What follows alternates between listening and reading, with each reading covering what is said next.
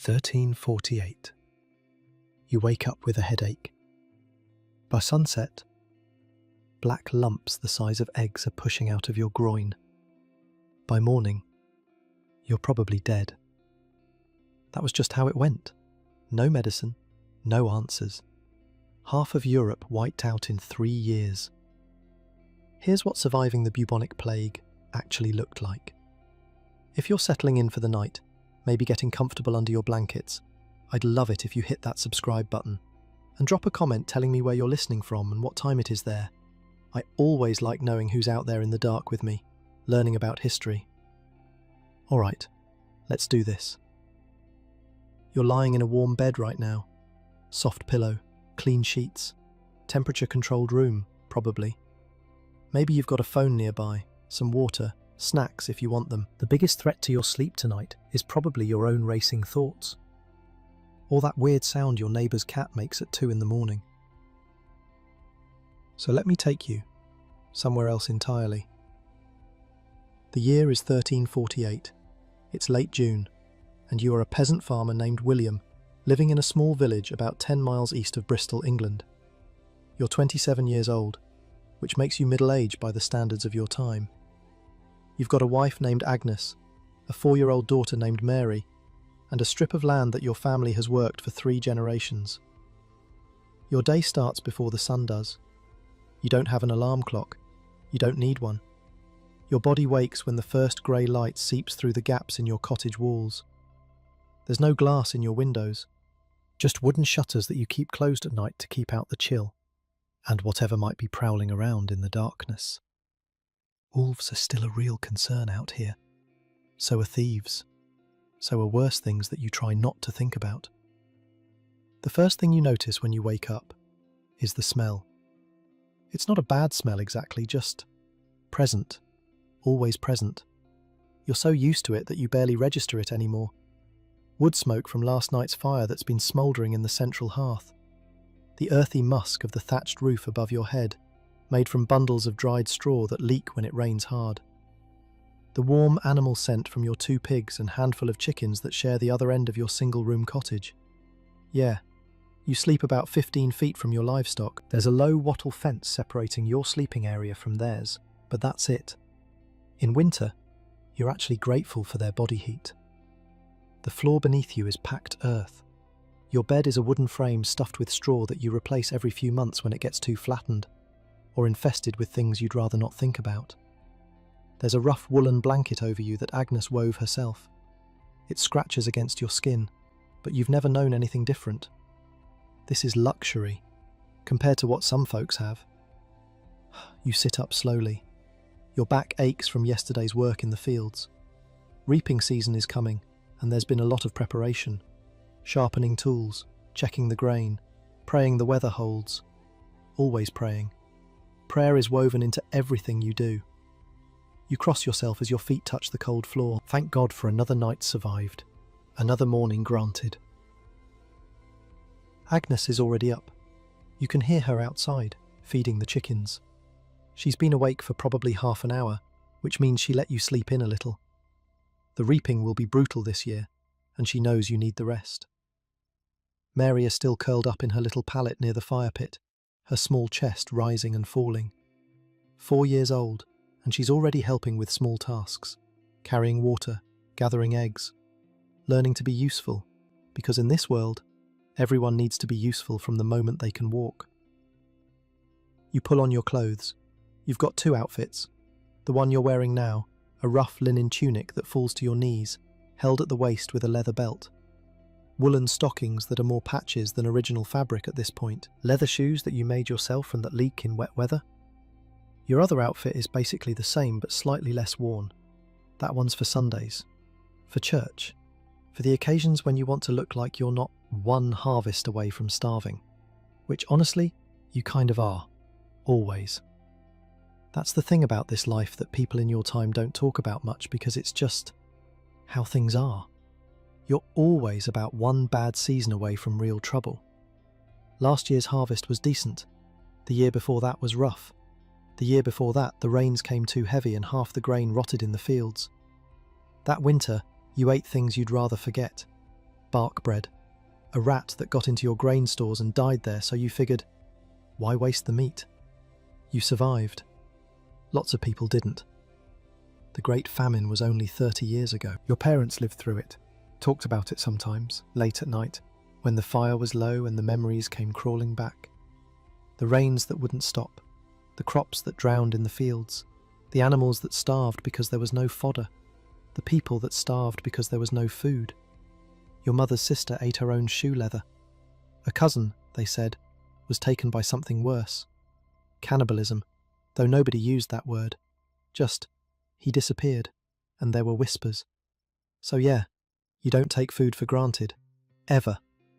When you eat your breakfast this morning, a chunk of dark rye bread that Agnes baked 2 days ago, and some watery ale that tastes vaguely sour, you eat slowly. You chew thoroughly. You're grateful for every bite, because you know how quickly it can all go away.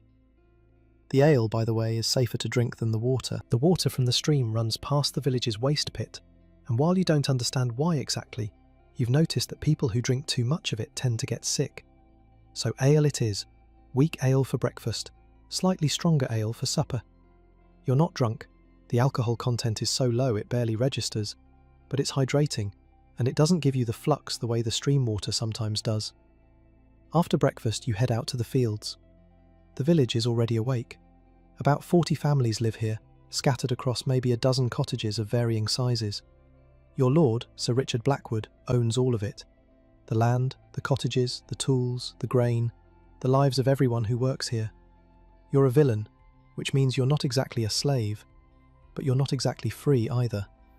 You can't leave without Sir Richard's permission. You can't marry without Sir Richard's permission. You have to work his fields 3 days a week for free, and the other days you work your own strip of land, trying to grow enough to feed your family and still have surplus to sell at market for the coins you need to buy the things you can't make yourself. It's not a bad life, honestly. You've never known anything else. Sir Richard is neither cruel nor kind. He takes his share and leaves you to manage the rest. Some lords are worse, much worse. You've heard stories from travellers who pass through. Lords who beat their peasants, who take their daughters, who work them literally to death and feel nothing about it. Sir Richard mostly ignores you, which is about the best you can hope for. The walk to the fields takes about 15 minutes. Past the church, a stone building that's the largest structure in the village and the pride of the community. Past the mill, where you bring your grain to be ground, paying a fee to the lord for the privilege. Past the forge, where old Geoffrey hammers out tools and fixes whatever needs fixing. Past the village green, where the children play and the women gather to gossip and the men meet to discuss whatever needs discussing. Everyone you pass, you greet by name. They greet you back. You've known these people your entire life. You were born here. You'll die here, God willing. Your grandparents were born and died in this same village. Your great-grandparents too, going back as far as anyone can remember. This land is in your blood. These people are your people. Not friends exactly, though some of them are that too. More like extended family. You've seen them at their worst and their best. You've helped bury their dead and celebrate their weddings. You've shared food when times were hard and received food in return when you were the one struggling. It's a good community. Tight-knit, supportive. The kind of place where if your cottage catches fire, everyone shows up with buckets. The kind of place where if someone's sick, the neighbours take turns bringing food and watching the children. The kind of place where disputes get settled by the whole village, not just by individual families. You have courts for that. Manor courts, held every few weeks in the church, where the reeve and the most respected men of the village hear grievances and settle conflicts. It's not perfect justice, but it's something. The fields are laid out in the open field system, long strips of land, each one belonging to a different family, arranged side by side across rolling hills. Your strip is narrow but long, about half an acre in total, and this year you've got wheat growing on most of it, with a small section set aside for beans and peas. The wheat is coming along nicely, golden heads nodding in the morning breeze. If the weather holds for another month, you'll have a good harvest, maybe even a great one. You spend the morning weeding. It's back-breaking work. Bend, Pull, straighten, move forward, bend again, hour after hour.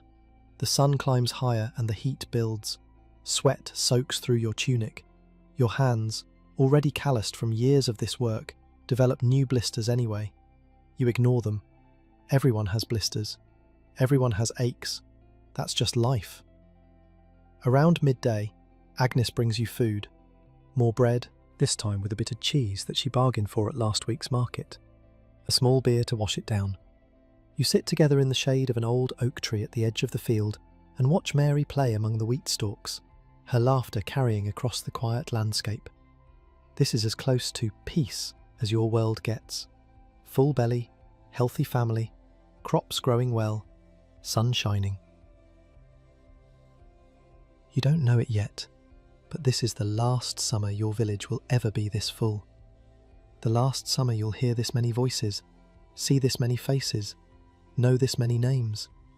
By this time next year, half the people you greeted this morning will be dead. The fields will lie fallow because there's no one left to work them. The church will be silent because there's no one left to fill the pews.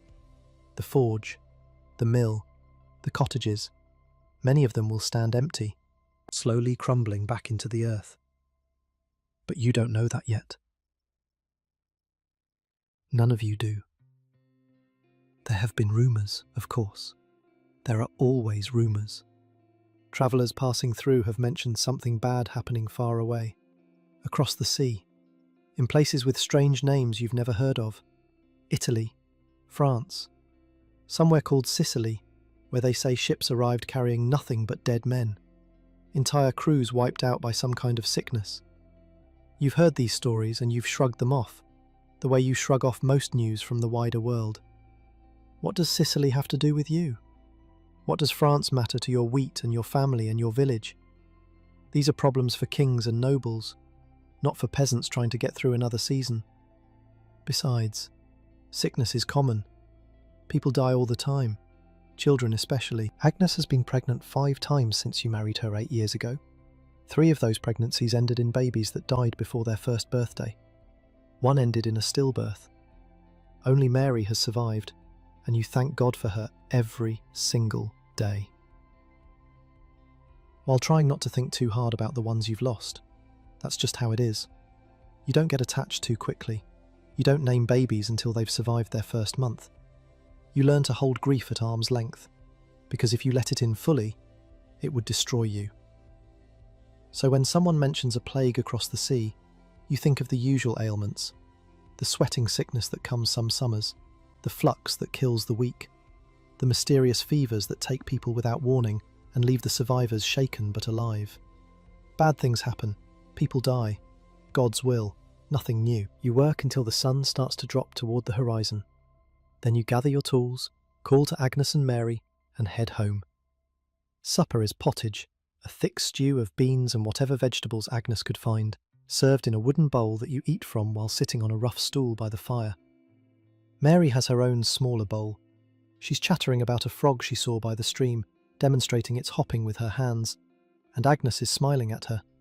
And you're tired, in the good way that comes from honest labour. And for a few minutes, everything feels right. After supper, Agnes tells you something. She's been to the market in Bristol yesterday with several other village women. A rare trip, but they needed salt and some iron nails and thread, things the village can't produce. While she was there, she heard people talking. The sickness, the one from across the sea. It's closer now. Much closer. A ship came into Weymouth a few weeks ago. No one knows exactly what happened, but the sailors were sick. Very sick. And now, people in Weymouth are dying. Not a few, not the weak and the old the way it usually goes. Everyone. Young, old, strong, weak, dropping like flies. The market in Bristol was full of fear. People buying extra supplies. People talking about fleeing to the countryside. People praying more openly than usual, crossing themselves at every corner. You listen to this news with a cold feeling in your stomach. Weymouth isn't far. A few days' walk at most. If something's spreading there, it could spread here. Easily. The roads between Bristol and Weymouth are well travelled. Merchants, pilgrims, soldiers, all moving back and forth. If people in Weymouth are sick, people in Bristol will be sick soon. And if people in Bristol are sick... But you don't want to think about that. You can't afford to think about that. There's nothing you can do anyway. You can't flee. Where would you go? You don't have permission to leave, and even if you did, you don't have the money to survive somewhere else. Your life is here. Your land is here. Everything you've ever known is here. So you do what you've always done. You pray. You cross yourself. You pull Agnes close and hold her for a moment longer than usual. You check on Mary, already asleep by the dying fire, her small face peaceful in the flickering light. And you tell yourself that it will be fine. It's always fine. Bad things happen far away, and then they stop happening, and life goes on. Outside, the summer night is warm and quiet, crickets singing, an owl calling somewhere in the darkness. The village is settling into sleep. Dozens of families just like yours, snug in their cottages, unaware that the world is about to change forever. In the morning you'll go back to the fields. You'll weed and water and watch the wheat grow. You'll greet your neighbours and work alongside them and share complaints about the weather and hopes for the harvest. You'll be a medieval peasant doing medieval peasant things. The same things your father did and his father before him. The same things you expect your daughter will do someday. But something is coming.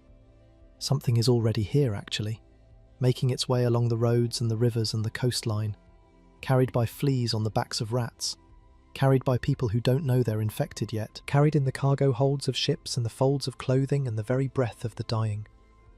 It moves about 1.5 miles per day, the historians will later calculate. Slow, but unstoppable. A creeping wave of death that's been building for years, that started somewhere far away in the steppes of Asia, that's already devastated Constantinople and Sicily, and is now chewing through France like a fire through dry timber. The Black Death is coming, and it will find you. But for now, for tonight, in late June of 1348, you sleep. You dream of wheat fields and sunshine and your daughter's laughter. You rest your tired body against the straw mattress and let the darkness take you. Outside, the stars wheel overhead, indifferent to the fates of men. The same stars that have watched empires rise and fall, that have seen 100,000 summer nights just like this one. Tomorrow will be another day of work, another day of survival, another day of the only life you've ever known.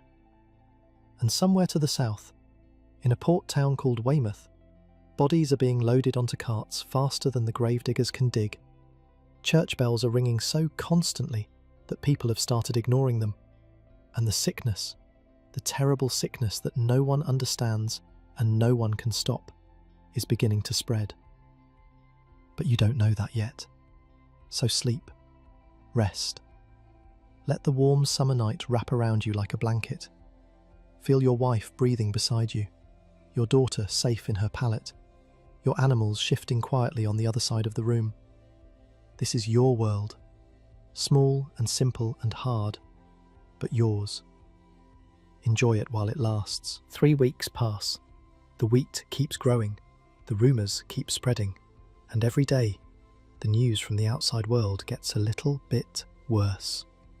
It's the 2nd week of August now, and the heat has settled over the land like a wet blanket. The kind of heat that makes you dizzy if you work too long in the fields. The kind of heat that turns everything sluggish and slow. Even the animals seem to know something's wrong. Your pigs, usually noisy and demanding, have been quiet lately. The chickens aren't laying as well as they should. Old Geoffrey at the forge says it's the weather. Says he's seen summers like this before, where the air gets thick and strange and puts everyone on edge. But you don't think it's just the weather. A man named Robert from your village went to Bristol last week.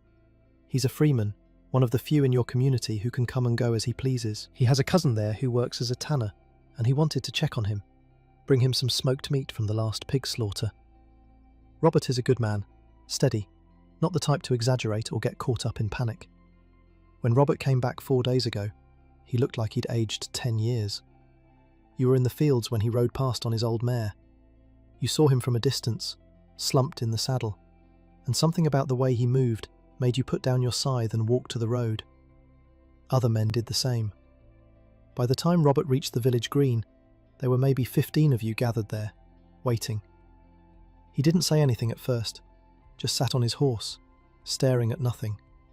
Then, he started talking, and once he started, he couldn't stop. Bristol is dying. That's how he put it. Not sick, not struggling, dying. The sickness that was in Weymouth has spread there, and it's worse than anyone imagined. People are dropping in the streets, not just the poor, not just the weak, everyone. A healthy man can wake up with a headache in the morning and be dead by nightfall, sometimes faster.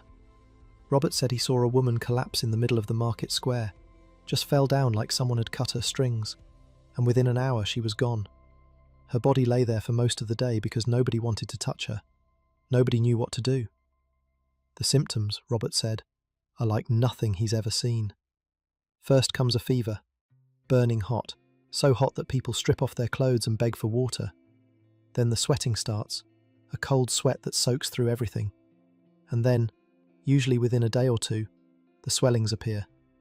Under the arms, along the neck, in the groin, lumps the size of eggs, sometimes bigger, that turn from red to purple to black. When they burst, the smell is unbearable. Some people say the swellings are filled with something rotten, like the corruption has taken root in the very flesh. Robert's cousin is dead. The whole tannery district is dead. The bishop has fled. The mayor has fled. Anyone with money or connections has left Bristol, heading to country estates or distant relatives, trying to outrun what's coming. But the people who can't leave, the ordinary people, they're trapped. The churches are packed with the sick and the dying. The graveyards are full. They've started digging pits outside the city walls, mass graves where they dump the bodies as fast as they can. And the smell. Robert kept coming back to that. The smell of a dying city. You listened to all of this with a cold knot in your stomach. Around you, the other men were silent. Some of them crossed themselves. Some of them looked like they might be sick. Old Walter, who's been farming these fields since before you were born, actually turned and walked away in the middle of Robert's story. Just walked back to his cottage and didn't come out for the rest of the day. That night, the village held a meeting in the church. Father Edmund, your parish priest, led prayers for deliverance. Long prayers, desperate prayers, the kind of prayers you say when you're not sure if God is listening anymore. The whole village was there, crammed into the small stone building, faces lit by candlelight, everyone looking to Father Edmund for some kind of answer. Father Edmund is a decent man. He's been your priest for 12 years, ever since old Father William died. He's not particularly clever or inspiring, but he's sincere. He believes what he preaches. And what he preaches now is that this sickness is a punishment from God, that the sins of mankind have grown so great that the Lord has sent a pestilence to cleanse the world, that the only hope is repentance, prayer, fasting, confession. So you pray, you fast, you confess your sins, though honestly, your sins are pretty mild. You've cursed when you stubbed your toe. You've envied your neighbour's better wheat. You've had impure thoughts about the miller's daughter, but who hasn't? These seem like small things compared to what's happening. But Father Edmund says that all sins add to the weight that humanity must bear. Every curse, every envy, every lustful thought, they all count. The village decides to close itself off. No travellers will be allowed in. Anyone who leaves must quarantine themselves for a week before they can return. The men take turns watching the roads, turning away merchants and pilgrims and anyone else who might bring the sickness with them. It feels wrong, this hostility to strangers, this breaking of the basic rules of hospitality that your faith teaches. But what else can you do? You hear more news over the following days. A peddler who's turned away from your village tells his story to the next village over, and that story makes its way back to you through a boy who was out checking his father's fish traps. The peddler says the sickness is moving fast, faster than anyone expected. It's already reached Gloucester. It's spreading along the roads, like fire through dry grass. Towns that were healthy a week ago are now graveyards. The peddler also said something else. He said that in some places, people have decided that the Jews are responsible, that they've been poisoning the wells, that they made a pact with the devil to destroy Christendom. In a town called Strasbourg, somewhere far away on the continent, they rounded up the entire Jewish community and burned them alive. Hundreds of people. Men, women, children. You don't have any Jews in your village. You've never actually met a Jewish person in your life. But this news disturbs you in a way you can't quite articulate. If people are willing to do that, to burn their neighbours alive based on nothing but fear and rumours, then what else might they do? What happens when the sickness comes here and people start looking for someone to blame? At night, you lie awake next to Agnes and stare at the darkness above you. The thatched roof, the wooden beams, the same ceiling you've looked at your whole life. Agnes is sleeping, or pretending to sleep. Her breathing is too careful, too measured. She's awake too. She's just as scared as you are. Mary sleeps between you now. You moved her pallet closer after Robert's return. You want her near. You want to be able to reach out in the night and feel her small body, warm and alive, rising and falling with each breath. She's 4 years old. She's already survived more than most children do. The sweating sickness took her brother when she was 2. A fever took her sister last winter, a baby who never even got a name. Mary is your only living child, your only hope for the future. What would you do if the sickness comes? What would you do if Mary gets sick? You don't want to think about it, but you can't stop thinking about it. The days blur together, work in the fields, prayers in the church, watching the roads, waiting. The wheat is almost ready for harvest now, golden and heavy and beautiful. A good crop, a great crop actually. If you can bring it in, you'll have more than enough to feed your family through the winter and still have surplus to sell. This could be your best year ever. But it's hard to care about the harvest when you're not sure if you'll be alive to eat it. More news comes, always more news. A village 10 miles to the south has been hit. The sickness arrived with a merchant who came through before anyone knew to turn strangers away. Within 2 weeks, half the village was dead. The other half fled, scattering into the countryside, probably carrying the sickness with them. The lord of that manor, a minor knight named Sir Hugh something, tried to keep his peasants from leaving. He set armed men on the roads. It didn't matter. The peasants left anyway. What's a sword compared to what they were running from? You hear about the doctors too, the learned men in the cities, the ones who study medicine at the great universities. They've been trying to figure out what's causing the sickness and how to stop it. Their conclusion? Bad air. Corrupted air. Something has poisoned the atmosphere itself. Maybe it was the earthquakes that struck Italy a few years ago, releasing noxious vapours from deep in the earth.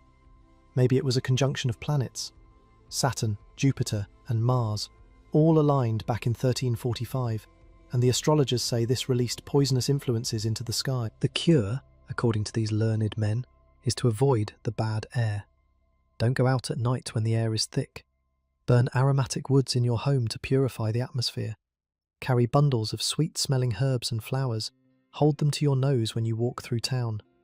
Also, don't bathe. This is important, apparently. Bathing opens the pores of your skin, and open pores let the corrupted air seep into your body. If you want to stay healthy, stay dirty. Let the grime build up. It's a protective barrier. You think about this for a moment. The most educated men in Christendom, the people who've spent their entire lives studying medicine, have concluded that the best way to avoid a deadly plague is to stop washing. Meanwhile, you've been bathing in the stream every few weeks like some kind of fool. Maybe you should thank God for your ignorance. You're not sure what to make of this advice, honestly. It sounds reasonable, in a way. Bad smells have always been associated with disease. Everyone knows that. The miasma that rises from swamps and garbage heaps, the stench of the tanner's quarter. These places are unhealthy.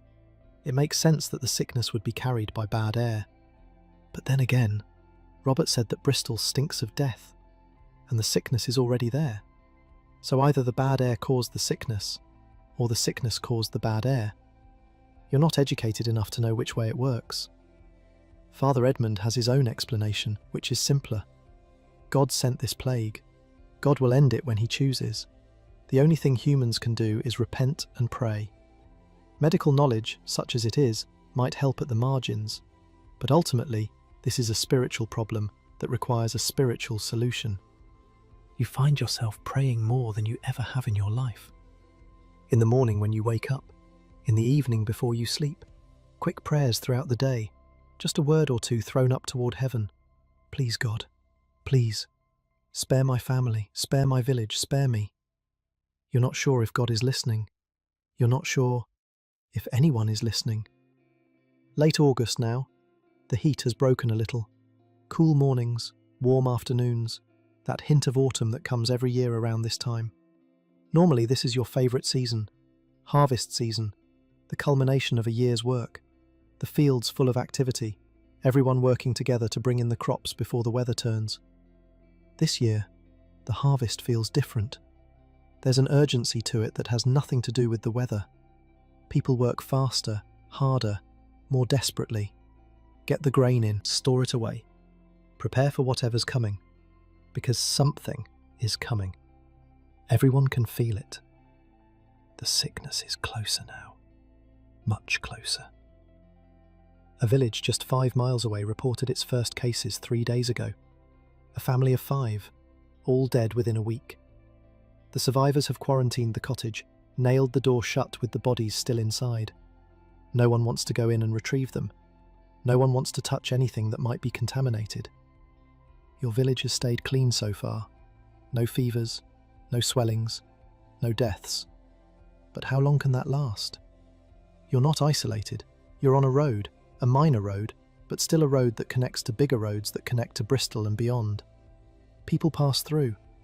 Animals pass through.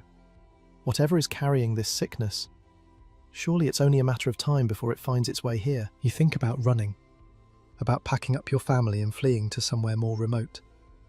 A cousin of yours lives in a village up in the hills, a tiny place with only a dozen families, far from any main road. Maybe the sickness won't reach there. Maybe you could survive.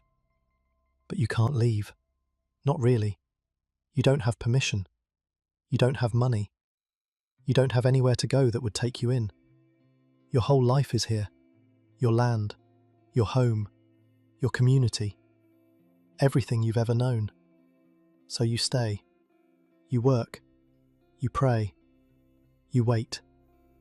And at night, in the darkness, you hold your wife and your daughter close and try not to think about what's coming. Try not to imagine the fever taking hold, the swellings appearing, the pain and the terror and the slow slide toward death. Try not to imagine digging graves for the people you love, but the imagination doesn't listen. It shows you everything anyway. Outside, the late summer night is alive with sounds. Crickets, an owl, the distant bark of a dog, normal sounds, peaceful sounds, the kind of sounds you've heard every night of your life. Agnes shifts beside you, and you feel her hand find yours in the darkness. Her fingers are rough from work, same as yours, calloused, strong. She doesn't say anything, neither do you. There's nothing to say that hasn't already been said 100 times in your heads. You think about your father. He died when you were 14, taken by a fever that swept through the village one winter. You remember holding his hand at the end, feeling the heat radiating off his skin, watching him slip away into whatever comes next. It was terrible. The worst thing you'd ever experienced. But at least it was just him. At least the rest of your family survived. At least the village went on. This feels different. This feels like something that could take everyone. Every single person you've ever known. Every child, every elder, every young man and woman in their prime. All of them gone, leaving behind empty cottages and rotting crops and silence where there used to be life. You've never been particularly brave. You've never had to be. Bravery is for soldiers and knights, for people who face enemies they can see. What good is bravery against something invisible? Something that floats in the air or hides in the water or travels in ways no one understands. Agnes squeezes your hand. You squeeze back.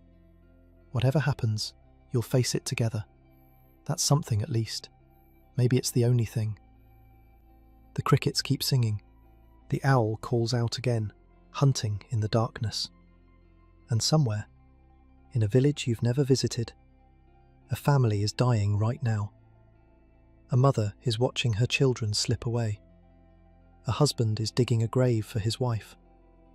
A priest is running out of prayers. Tomorrow you'll harvest wheat, you'll watch the roads, you'll pray, and you'll wait for the sickness to find you. It starts with old Marjorie. She's the one who makes cheese for half the village. 70 years old if she's a day, bent over from decades of work, but still sharp as a knife. She lives alone in a cottage at the edge of the village, ever since her husband died 8 winters ago. No children, no family left. Just her and her goats and her cheese. You've known Marjorie your whole life. When you were a boy, she used to give you scraps of fresh cheese when your mother sent you to buy some. She'd pinch your cheek and call you a good lad and tell you to grow up strong. She did that for every child in the village. Has been doing it for generations, probably. 3 days ago. Marjorie didn't come to the well for water. That's how you found out. Her neighbour, a woman named Edith, noticed that Marjorie's bucket was still hanging by her door at midday. Marjorie always got her water early, before the sun got too hot. Always, for as long as anyone could remember. So Edith went to check on her. She found Marjorie lying on the floor of her cottage, barely conscious, burning with fever. The village reacted the way you'd expect. Some people wanted to help. Some people wanted to run. Most people just stood around, not knowing what to do, looking at each other with wide eyes and hoping someone else would make the decision for them. In the end, it was Father Edmund who took charge. He organised a rotation of people to bring Marjorie water and broth, to keep her comfortable, to pray over her. He said it was their Christian duty. He said they couldn't abandon one of their own. He said that this might be an ordinary fever, nothing to do with the pestilence, and they shouldn't assume the worst. Nobody believed him, not even Father Edmund himself, probably. You weren't part of the rotation. Agnes wouldn't let you. She said you had Mary to think about, and she was right. If there was even a chance that Marjorie had the sickness, you couldn't risk bringing it home to your daughter. So you stayed away. You worked in the fields. You pretended not to notice the small group of people going in and out of Marjorie's cottage. The first day, Marjorie seemed to stabilise. The fever was bad, but she was still talking, still complaining, actually, which everyone took as a good sign. She told Father Edmund that his prayers were too long and his Latin was terrible. She told Edith to stop fussing and let her rest. She asked for her goats, wanted to make sure someone was feeding them. The second day, the swellings appeared. You heard about it from your neighbour, a man named Gilbert who had helped carry water that morning. He came to you in the fields, his face grey, and told you what he'd seen. A lump under Marjorie's left arm, already the size of a hen's egg, red and hard and hot to the touch. She couldn't lower her arm anymore because of the pain, couldn't lie on her left side, could barely speak through the fever. And a smell. Gilbert said there was already a smell, something wrong and rotten, even though she was still alive. By the third day, the lump had turned black, and there were more of them now. One on her neck, one in her groin. Her skin was blotchy, covered in dark spots that hadn't been there before. She wasn't speaking anymore, just moaning, sometimes. A low, constant sound that the people caring for her said they could hear from outside the cottage. Marjorie died on the 4th day, just as the sun was setting. Father Edmund was with her at the end. He gave her the last rites, anointed her with oil, prayed over her as she took her final breaths. He told the village that she died peacefully, that her soul was with God now. But you saw his face when he came out of that cottage. You saw his hands shaking. You saw the way he looked at the rest of you, like he was seeing the dead already. Nobody wanted to touch the body. Nobody wanted to go near the cottage. The cheese she had been making was still sitting in her workshop, half finished. And nobody wanted that either. Everything Marjorie owned, everything she touched, felt contaminated, cursed. In the end, 3 men drew lots to handle the burial. They wrapped Marjorie's body in her own bedding, carried her out to the churchyard, and dug a grave as fast as they could. No coffin, no time for that. Just a hole in the ground and a quick prayer and a desperate scramble to get away from the thing that had killed her. The 3 men who buried Marjorie were told to stay away from everyone else for a week. They set up camp in a barn at the edge of the village, sleeping on hay, eating food that was left for them at a distance. Their families brought them supplies but wouldn't come close. Children weren't allowed to visit their fathers. Wives called out to their husbands from 50 feet away. You watched this from a distance. You watched families torn apart by fear, people treating their own kin like enemies. It felt wrong. It felt like something fundamental was breaking in your community, some bond of trust and mutual care that had held you all together for generations. But you understood it too. You understood why they were afraid. You were afraid yourself. The day after Marjorie's burial, one of the men who had cared for her during her illness started feeling unwell. A woman named Joan, middle-aged, strong as an ox. She'd been the one who changed Marjorie's bedding and wiped her forehead with cool water. Joan developed a fever that night. The swellings appeared 2 days later. Joan was stronger than Marjorie, younger, more stubborn. She fought the sickness with everything she had. Her husband, a farmer named Peter, refused to leave her side even when everyone told him he was condemning himself. He held her hand through the worst of it, wiped the sweat from her face, tried to get her to drink water even when she couldn't keep anything down. The buboes on Joan grew larger than Marjorie's had been.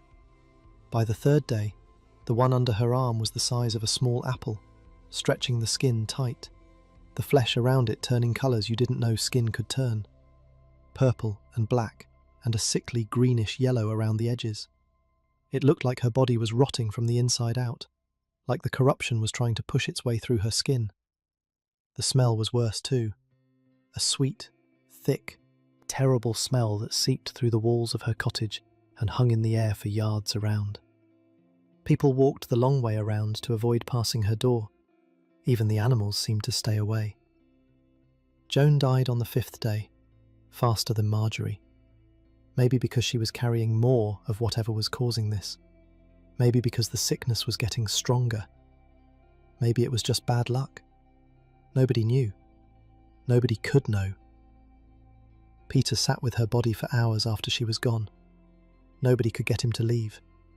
Finally, Father Edmund went in and talked to him, and Peter came out with that look on his face. That empty, hollow look that you were starting to see everywhere now. The look of someone who had lost everything that mattered. 2 more people fell sick in the days that followed, then 3 more. Then you stopped counting, because counting felt like giving up, like admitting that this was happening, that it was real, that the plague had found your village and there was no stopping it. Father Edmund held services every day now.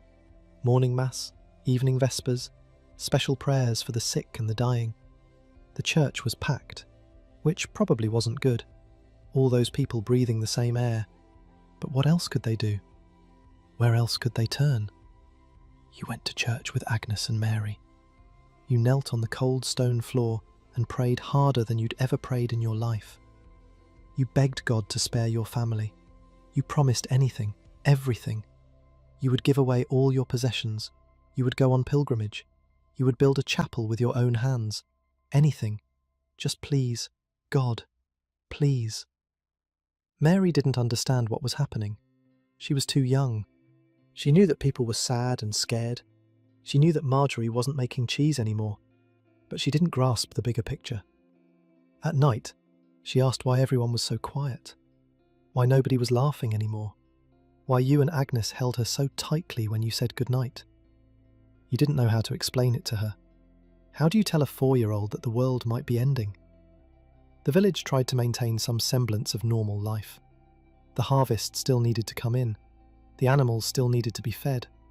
The basic machinery of survival still had to keep running, even as people died around you. But it got harder every day. Fewer hands to work the fields, fewer people to share the load. The wheat that was supposed to save you all was rotting in some places because there was nobody left to cut it. You worked longer hours, pushed yourself harder, came home so exhausted that you could barely eat before collapsing onto your bed. Agnes worked too. She took on extra tasks, helping families that had lost their workers, bringing food to the sick even though you begged her not to. She said she couldn't just stand by and do nothing. She said that if she got sick, at least she would know she'd tried to help. You wanted to argue with her. You wanted to lock her in your cottage and keep her safe. But you knew she was right. You knew that the whole village was in this together, that if everyone only looked out for themselves, there would be nothing left worth saving. So you let her go. You watched her walk out the door every morning, your heart in your throat, and you prayed that she would come back healthy. The church bells kept ringing. They rang for every death now, which meant they rang almost constantly. The sound followed you everywhere, a mournful tolling that cut through whatever you were doing and reminded you that someone else was gone. Old Walter, Gilbert's mother, the blacksmith's apprentice, the miller's youngest son. Names and faces that had been part of your life for as long as you could remember, disappearing one by one, leaving holes that could never be filled. The churchyard filled up fast. Father Edmund consecrated a new patch of ground at the back, then another patch when that one filled too. The graves were getting shallower because there weren't enough people to dig them properly. Some were barely more than pits, bodies covered with a thin layer of soil that the rain would wash away. You tried not to look when you passed the churchyard. You tried not to think about who was under that soil, who would be next.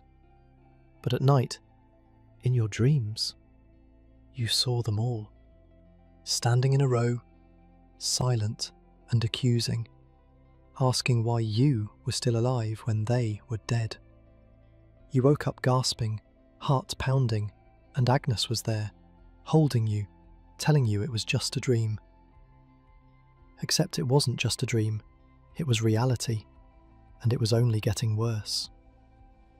2 weeks after Marjorie died, almost a quarter of your village was gone. 27 people out of maybe 115. Men, women, children, young and old, strong and weak. The sickness didn't discriminate. It took whoever it wanted, whenever it wanted, and there was nothing anyone could do to stop it. The survivors moved through their days like ghosts. Nobody smiled anymore, nobody laughed. Even the children were quiet, sensing the fear that hung over everything like a fog. You developed a routine. Wake up, check yourself for fever, check Agnes, check Mary. If everyone seemed healthy, thank God and get to work. Work until your muscles screamed. Come home, eat whatever food there was, hold your family, sleep. Repeat. It was a grim existence, but it was existence, and as long as you kept existing, there was hope. You told yourself that every day. You told yourself that the sickness would pass eventually, that it had to burn itself out at some point, that if you could just hold on long enough, you and Agnes and Mary would make it through to the other side. You didn't believe it. Not really. But you said it anyway, because saying it was the only thing keeping you sane. Father Edmund was getting tired. You could see it in his face, in the way he moved, in the way his voice cracked during the prayers. He was burying people every day, sometimes multiple times a day. He was visiting the sick, comforting the dying, consoling the bereaved. He was doing the work of 10 men, and it was breaking him. One evening, after a particularly brutal day that had seen 3 burials before noon, you found Father Edmund sitting alone in the church, staring at the altar. You had come to pray, but you stopped when you saw him. He looked up at you with eyes that were older than his years, eyes that had seen too much. You didn't know what to say. What could you say? So you just sat down beside him, on the cold stone bench, and you sat there together in silence. 2 men who had run out of words. 2 men who were watching their world fall apart and couldn't do anything to stop it. After a long time, Father Edmund spoke. His voice was barely above a whisper. He said he didn't understand. He said he had devoted his life to God, had tried to be a good priest, had served his flock faithfully for years, and now this. Now a plague that killed without reason or mercy. Now innocent people, good people, dying in agony while he prayed prayers that didn't seem to do anything. He asked you why. Why was God letting this happen? You didn't have an answer. Nobody did. So you just sat there with him, in the empty church, as the evening light faded and the shadows grew long. Two men clinging to a faith that was getting harder to hold on to with every passing day. Outside, somewhere in the distance, a church bell began to toll. Another death. Another soul gone. You closed your eyes and tried to remember what the world had been like before all this. Before the plague. Before the fear. Back when the biggest worry in your life was whether the harvest would be good, and whether Mary would grow up healthy. It felt like 1,000 years ago. It felt like a dream you were forgetting. But somewhere, buried beneath all the grief and terror, a small voice reminded you. You were still alive. Agnes was still alive. Mary was still alive. For now, that had to be enough. A week after your conversation with Father Edmund, a man arrived in the village claiming he could cure the plague. His name was Simon, and he said he was a physician. He came from London, or so he claimed, where he had studied at one of the great medical schools. He was a thin man, nervous, with darting eyes and stained fingers. He carried a leather bag full of instruments and potions. He smelled strongly of vinegar, which he said was for protection. The village had turned away travellers for weeks now. But Simon wasn't just any traveller. He was offering something nobody else could offer. Hope. Or at least, the possibility of hope. So the men guarding the road let him through, and he set up in the empty cottage of a family that had died the week before. Simon's treatments were expensive. A consultation cost more than most families earned in a month. But when your wife is dying, when your children are covered in black swellings and screaming in pain, money stops meaning much. People paid. They paid with coins, with livestock, with family heirlooms. They paid with anything they had. You watched from a distance at first. You didn't trust this stranger with his vinegar smell and his nervous eyes. But you also didn't have any better ideas. Nobody did. Simon's first patient was a young woman named Alice. She was 18, newly married, and she had developed the fever 3 days before Simon arrived. Her husband had paid for the treatment with their entire flock of sheep, every single animal they owned. Simon examined Alice in her cottage while a small crowd gathered outside. You were in that crowd. So was Agnes, even though you'd asked her to stay home. She said she wanted to see. She said she needed to know if there was any hope. After about an hour, Simon emerged. He looked satisfied, almost smug. He announced that he had identified the problem. Alice's humours were out of balance, as was to be expected with this type of pestilence. Her blood was too hot and too thick. The corruption had taken root in her vital fluids. The cure was obvious. She needed to be bled. Bleeding. You'd heard of it before. The physicians in cities swore by it. The theory was that removing some of the corrupted blood would allow the body to produce new, clean blood to replace it. Made sense, in a way. If something bad was in your blood, getting rid of some of the blood should get rid of some of the bad thing. Simon bled Alice that afternoon. He made a cut in her arm, a small, neat incision, and let the blood flow into a basin. Dark blood, almost black. He said that was proof of the corruption. He said the procedure was working. By evening, Alice was weaker. By the next morning, she was delirious. By noon, she was dead. Her husband stood in the doorway of their cottage, staring at nothing.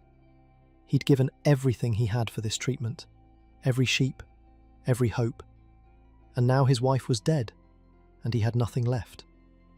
Simon had explanations, of course. He said Alice had been too far gone when he arrived.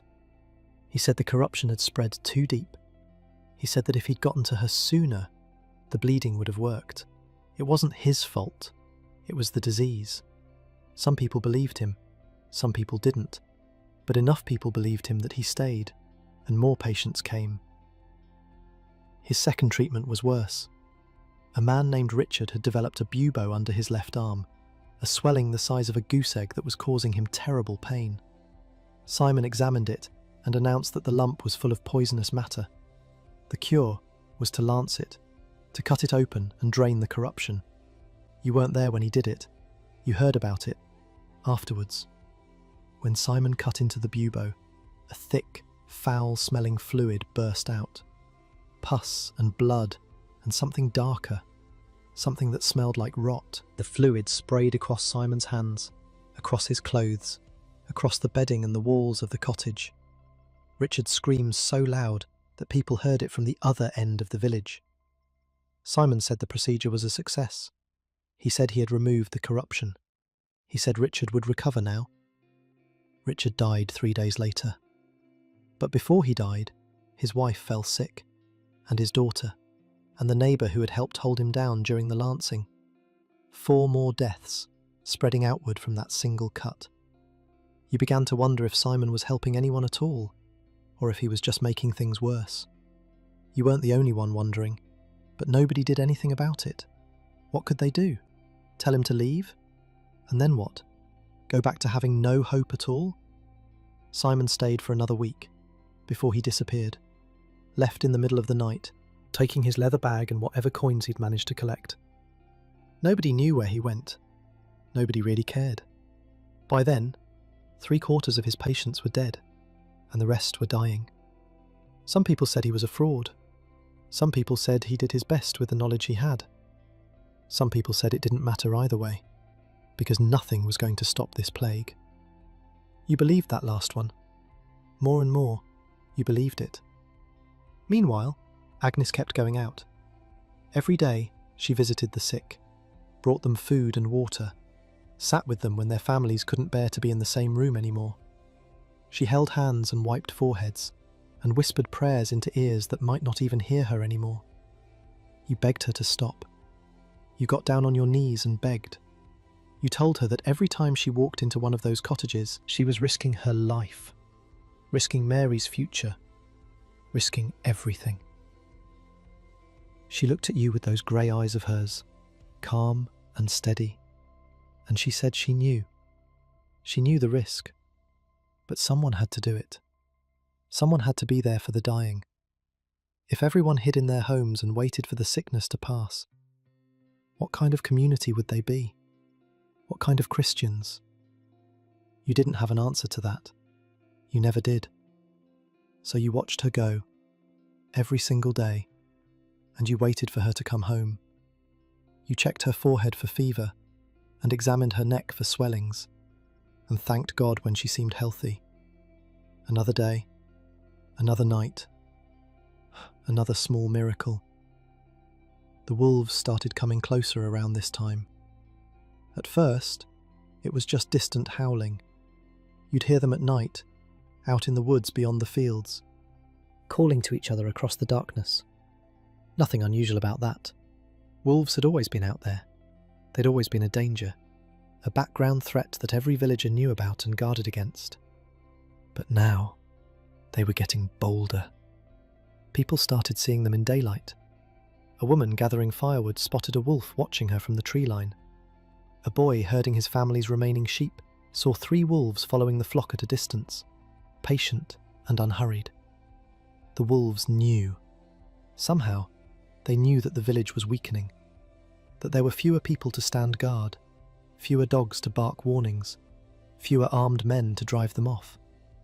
The careful balance that humans had maintained with the wilderness for generations was tilting. The wild was encroaching. One morning, you found the remains of a pig just outside the village boundary. Something had dragged it out of its pen during the night and eaten most of it. The tracks in the mud were wolf tracks, big ones. Nobody had the energy to organise a hunting party. Nobody had the time. The living were too busy burying the dead and caring for the dying, so the wolves kept coming closer, kept testing the edges, kept waiting. Then, the flagellants arrived.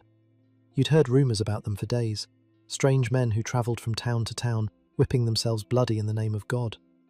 People said they believed that enough suffering, enough penance, could turn away God's wrath, that if they punished themselves severely enough, the plague would stop. It sounded insane. It sounded like something only desperate, broken people would do. And then, they came walking down the road toward your village, and you saw that they were exactly that. desperate, broken. Human beings pushed past the edge of what humans could bear. There were maybe 30 of them. They wore white robes stained brown with old blood and dirt. They walked in a slow procession, 2 by 2, singing hymns in Latin that most of them probably didn't understand. Their leader, a tall man with wild eyes and a scraggly beard, carried a wooden cross before him like a standard. The village gathered to watch them, not welcoming exactly, but not hostile either, just watching, waiting to see what would happen.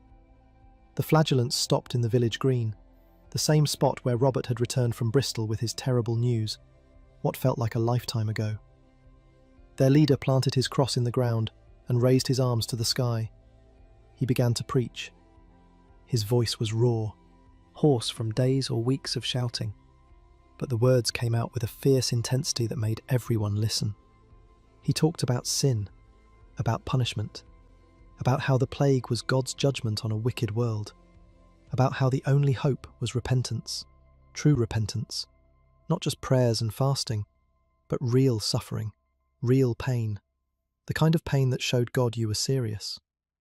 Then, the flagellants stripped to the waist and began to whip themselves. You'd never seen anything like it. Each of them had a scourge, a leather whip with multiple tails, and at the end of each tail was a small metal spike, or a knot with something sharp embedded in it. They swung these whips over their shoulders, striking their own backs again and again. The first few blows left red welts, then the welts broke open, then the blood started flowing. It was horrifying. It was mesmerising. You couldn't look away, even though part of you desperately wanted to. Around you, other villagers were the same. Some were crying, some were praying, some just stood there with their mouths open, unable to process what they were seeing. The flagellants kept going. 5 minutes, 10 minutes. Their backs became masses of torn flesh and running blood. Some of them were weeping as they whipped themselves. Some of them were smiling, as if they were experiencing something beautiful instead of something terrible.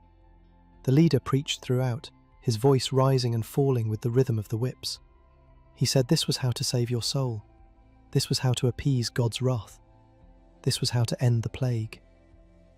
When they finally stopped, the ground around them was spattered with blood. The flagellants pulled their robes back on over their ruined backs, the white fabric immediately soaking through with red.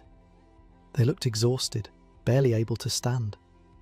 The leader asked if anyone from the village wanted to join them, if anyone wanted to take up the scourge and help carry the burden of humanity's sins. Nobody moved. Nobody spoke. The flagellants stayed that night, camping at the edge of the village. In the morning, they moved on, continuing their march to nowhere in particular, continuing their endless penance. You watched them go, and felt nothing but emptiness. They believed they were doing something meaningful. They believed their suffering mattered. But the plague didn't care about their bleeding backs any more than it cared about Simon's treatments or Father Edmund's prayers. It just kept killing. It just kept spreading. It just kept being what it was. That night, you held Agnes close and listened to her breathe. Mary was asleep between you, her small body warm against your side. Outside, somewhere in the darkness, you heard wolves howling. Everything was falling apart. The village, the world, the careful structures that had kept human life going for generations. All of it crumbling under the weight of something nobody could see or understand. And yet, here you were, still alive, still holding on to the people you loved, still getting up every morning and doing what needed to be done. Maybe that was all you could do. Maybe that was all anyone could do. The harvest had mostly come in by now, though not all of it. Some fields were still standing, their grain rotting because there was nobody left to cut it. The families who owned those fields were dead or too sick to work. The rest of the village was too exhausted to help. Sheep wandered through the landscape with nobody to tend them. Cows lowed in pastures, their udders painfully full because nobody came to milk them anymore. The carefully managed order of rural life was unravelling, one thread at a time. You did what you could. You milked the abandoned cows and distributed the milk to whoever needed it. You herded the wandering sheep back toward their pens though half of them just escaped again. You tried to help, even when helping felt pointless. Father Edmund kept holding services, though the congregation grew smaller every day.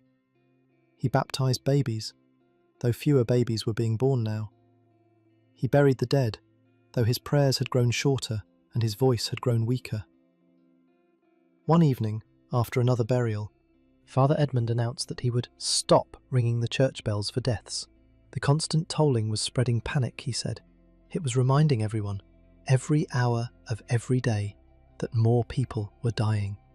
Better to let some things pass in silence. Nobody argued with him.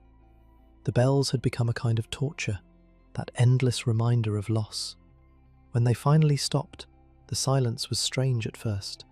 Then, it was a relief. At least now you could pretend, for a few minutes at a time, that the world was normal, that nothing had changed, that the plague was just a bad dream you would wake up from eventually. But then, someone would cough, or someone would mention a name that no longer answered, or you would pass by a cottage with the door nailed shut, its occupants dead inside because nobody had the courage or the strength to retrieve them, and the dream would shatter. And you would remember that this was real. All of it. And there was no waking up. September now. The days growing shorter, the nights growing cooler, the plague still burning through what remained of your village, like a slow fire that would not go out. You kept checking yourself for fever every morning. You kept checking Agnes. You kept checking Mary. So far, so good. But for how long? It happens on a Tuesday. You wake up before dawn, same as always. The grey light is seeping through the gaps in the shutters. Mary is still sleeping, her small body curled up in a ball. You reach over to touch Agnes's shoulder, to wake her for the day ahead. Her skin is hot. Not warm, hot. The kind of hot that means something is wrong. You sit up. Your heart is already pounding. You tell yourself it might be nothing. A flush from sleeping under too many blankets. A mild illness. The kind everyone gets sometimes. It doesn't have to be the plague. It doesn't have to be. Agnes opens her eyes. They're glassy, unfocused. She looks at you like she's not quite sure who you are. She says she doesn't feel well. Her voice is weak, scratchy. She says her head hurts, her joints ache. She's so tired, more tired than she's ever been. You tell her to stay in bed. You tell her to rest. You tell her everything is going to be fine. You don't believe it, but you say it anyway. Mary wakes up and asks what's wrong with Mama. You tell her Mama is just tired and needs to sleep. You take Mary outside and find a neighbour to watch her for the day. The neighbour, a woman named Bess, whose husband died 2 weeks ago, looks at you with knowing eyes. She doesn't ask questions. She just nods and takes Mary's hand and leads her away. You go back inside. Agnes is shivering now, even though her skin is burning up. You pile every blanket you have on top of her. You bring her water, cool water from the well, and help her drink. Most of it dribbles down her chin because she's too weak to swallow properly. The day passes in a blur. You sit beside her. You hold her hand. You talk to her, though you're not sure she can hear you. You tell her about the wheat you harvested, about Mary's latest questions about the world, about the time you first saw her, 15 years ago, at the midsummer festival in the village where she grew up. She was dancing around the bonfire with the other girls, and you couldn't take your eyes off her. She doesn't respond. She's drifting in and out of consciousness, lost somewhere between sleep and waking. By evening, you know. You know with a certainty that sits in your stomach like a stone. The swelling appears the next morning, under her left arm, a lump the size of a walnut, hard and hot and painful to the touch. Agnes cries out when you accidentally brush against it. She cries out, and then she starts crying for real, because she knows too. She knows what this means. You hold her while she cries. You stroke her hair and whisper that you love her, and that you're not going anywhere. You're not like those people in the stories, the ones who abandon their families at the first sign of sickness. You're not going to leave her to die alone. She grips your hand so tight it hurts. She looks at you with those grey eyes, clearer now than they've been since the fever started. She says she's sorry. She says she should have listened to you. She should have stopped visiting the sick. She should have stayed home, stayed safe, stayed with you and Mary. You tell her to stop. You tell her she was being kind, being good, being the person she's always been. You tell her you wouldn't have wanted her any other way. She manages a small smile at that, a ghost of the smile you fell in love with. Then the fever takes her again, and she's gone, drifting away to wherever sick people go when the world becomes too painful to stay in. The next few days are the worst of your life. You watch the swelling grow. It doubles in size, then triples. The skin around it turns colours you've never seen on a living person. Red, then purple, then a sickly black that looks like death itself is pushing its way to the surface. Agnes can't move her arm anymore, can't lie on her left side, can barely breathe without pain. You try everything. You burn juniper in the cottage to purify the air. You press cool cloths to her forehead to bring down the fever. You pray, endlessly, desperately, the same words over and over until they lose all meaning. News spreads through what's left of the village. Agnes, the woman who spent weeks helping others, is now the one who needs help. But nobody comes. Not at first. People are afraid. You understand that. You don't blame them. But it still hurts, knowing that your wife gave everything to this community, and now the community can't bring itself to cross your threshold. Eventually, Bess comes. She's already lost her husband and 2 of her children. She's got nothing left to lose, she says. She brings broth and bread and sits with Agnes while you take a break, while you walk outside and gulp fresh air and try to remember what it feels like to not be drowning in fear. Bess doesn't say much. She doesn't offer false hope or empty comfort. She just sits there, holding Agnes's hand, being present. It's the kindest thing anyone has done for you in weeks. Father Edmund comes to visit. He stands in the doorway, unwilling to come closer. He says prayers from a distance. He offers what comfort he can, which isn't much. He looks at Agnes with the same expression he's had for everyone who's gotten sick. That mixture of pity and resignation. That acceptance of death. You want to scream at him. You want to grab him by his robes and demand that he do something, anything, that he use whatever power God gave him to save your wife. But you don't. Because you know there's nothing he can do. There's nothing anyone can do. You hear whispers from the village, people talking about you. Some say you should leave Agnes, the way others have left their sick relatives.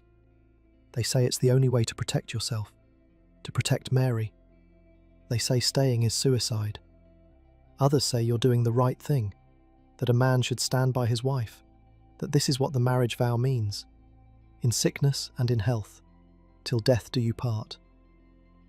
You don't care what any of them think. You made a promise to Agnes 15 years ago. You're going to keep it. Mary keeps asking to see her mother. Bess has been keeping her, feeding her, keeping her occupied. But Mary knows something is wrong. She knows her mother is sick. She wants to come home. You can't let her. You can't let Mary see Agnes like this. Can't let her watch her mother die. Can't risk Mary getting sick too.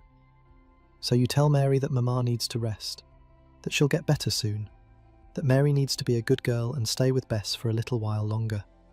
Mary cries. She doesn't understand. She's 4 years old. How could she understand? You cry too, once Mary is gone. You cry like you haven't cried since you were a child. Great heaving sobs that shake your whole body. You cry because you're losing your wife, because your daughter is scared and confused and you can't comfort her, because the world has become a nightmare and there's no waking up. Agnes's bubo bursts on the 4th day. You're changing the cloth on her forehead when it happens. A sound like something tearing, and then a smell that hits you like a physical blow. You look down and see the wound, gaping and wet, oozing something that doesn't look like it should come out of a human body. Agnes screams, a raw, animal sound that you've never heard from her before. She screams, and you hold her down, because she's thrashing now, trying to get away from the pain, and you don't know what else to do. When she finally goes still, when the screaming fades to whimpering and then to silence, you clean the wound as best you can. The fluid that comes out is thick and dark and smells like decay. You wipe it away with rags that you'll burn later. You bandage the wound with strips torn from your own shirt. Agnes looks up at you with eyes that are barely there anymore. She's fading. You can see it happening in real time. Whatever spark makes a person alive is dimming inside her, guttering like a candle in the wind. She whispers something. You lean closer to hear. She says to take care of Mary. She says to find someone else when this is over. Someone to be a mother to their daughter. She says she doesn't want you to be alone. You tell her to stop talking like that. You tell her she's going to get better. You tell her you won't need to find anyone else because she's going to be right here with you, where she belongs. She smiles.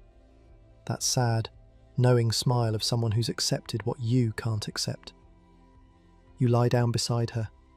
You pull her close, careful not to touch the wound. You breathe in the smell of her hair, underneath the smell of sickness, finding traces of the woman she used to be. You hold her and you don't let go. Sometime during the night, Agnes dies. You know the exact moment it happens. Her breathing, which has been shallow and ragged for hours, suddenly stops. Her body, which has been tense with pain, relaxes completely. The heat of her fever begins to fade, replaced by a coldness that spreads from her extremities inward. You don't move. You keep holding her. You keep breathing, in and out, even though part of you wants to stop. Part of you wants to follow her wherever she's gone. But you can't. You have Mary. You have a daughter who needs you, who's waiting for you, who doesn't know yet that her mother is never coming home. So you hold Agnes until the first light of dawn creeps through the shutters. You hold her until your arms are numb and your tears have dried on your cheeks. You hold her until you find the strength to let go. Then you stand up. You look at your wife's body, so still now, so peaceful after days of agony. You make the sign of the cross and whisper a prayer for her soul, and you walk outside to tell the world that Agnes is dead. The morning is cold, frost on the ground. Autumn has arrived while you were watching your wife die. The seasons keep changing, the world keeps turning, even when everything that matters to you has stopped. Father Edmund comes to help with the burial. So does Gilbert, your neighbour, one of the few men still healthy enough to dig. Bess comes too, though she stands back at a distance, her arms wrapped around herself against the chill. You wrap Agnes in her own blanket, the one she wove herself, the one that's covered you both on countless cold nights. She looks smaller now than she did in life, shrunken somehow. Death does that to people, takes away whatever it is that makes them fill up space. You carry her to the churchyard, to the newest section, where the fresh graves are packed so close together there's barely room to walk between them. The older sections, the ones where your parents are buried, where generations of your family have been laid to rest, are pristine and orderly. These new graves look like wounds in the earth, raw and fresh and wrong. The hole Gilbert digs is shallow. There isn't time or energy for anything deeper. The ground is hard with the coming winter, and Gilbert is exhausted, and there are other bodies waiting to be buried. You lower Agnes into it and say the words that need to be said. You throw handfuls of dirt on top of her and watch as she disappears beneath the earth. Father Edmund's prayer is brief, shorter than it should be, but you don't blame him.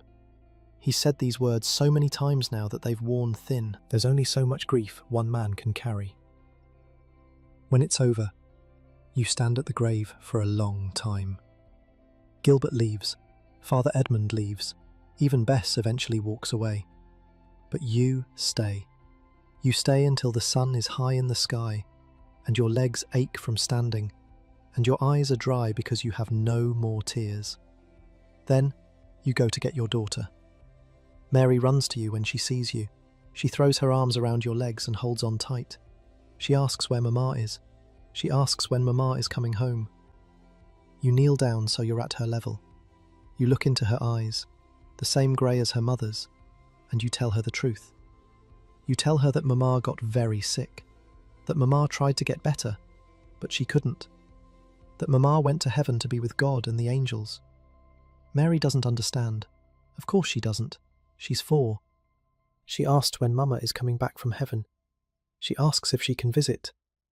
You hold her while she cries. You hold her while she asks questions you can't answer. You hold her while the reality slowly sinks in, as much as reality can sink in for someone so young. Later, you take her home. The cottage smells wrong now, like sickness and death, like the end of everything you've known. You open the shutters to let in fresh air.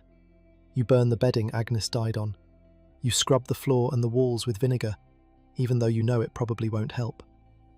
That night, you and Mary sleep together in your bed. She curls up against you the way she used to curl up against Agnes.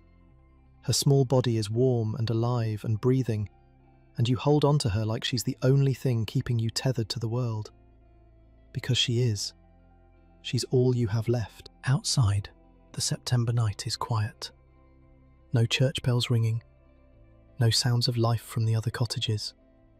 Just the wind in the trees and the distant howl of wolves. Your village has lost more than half its people now.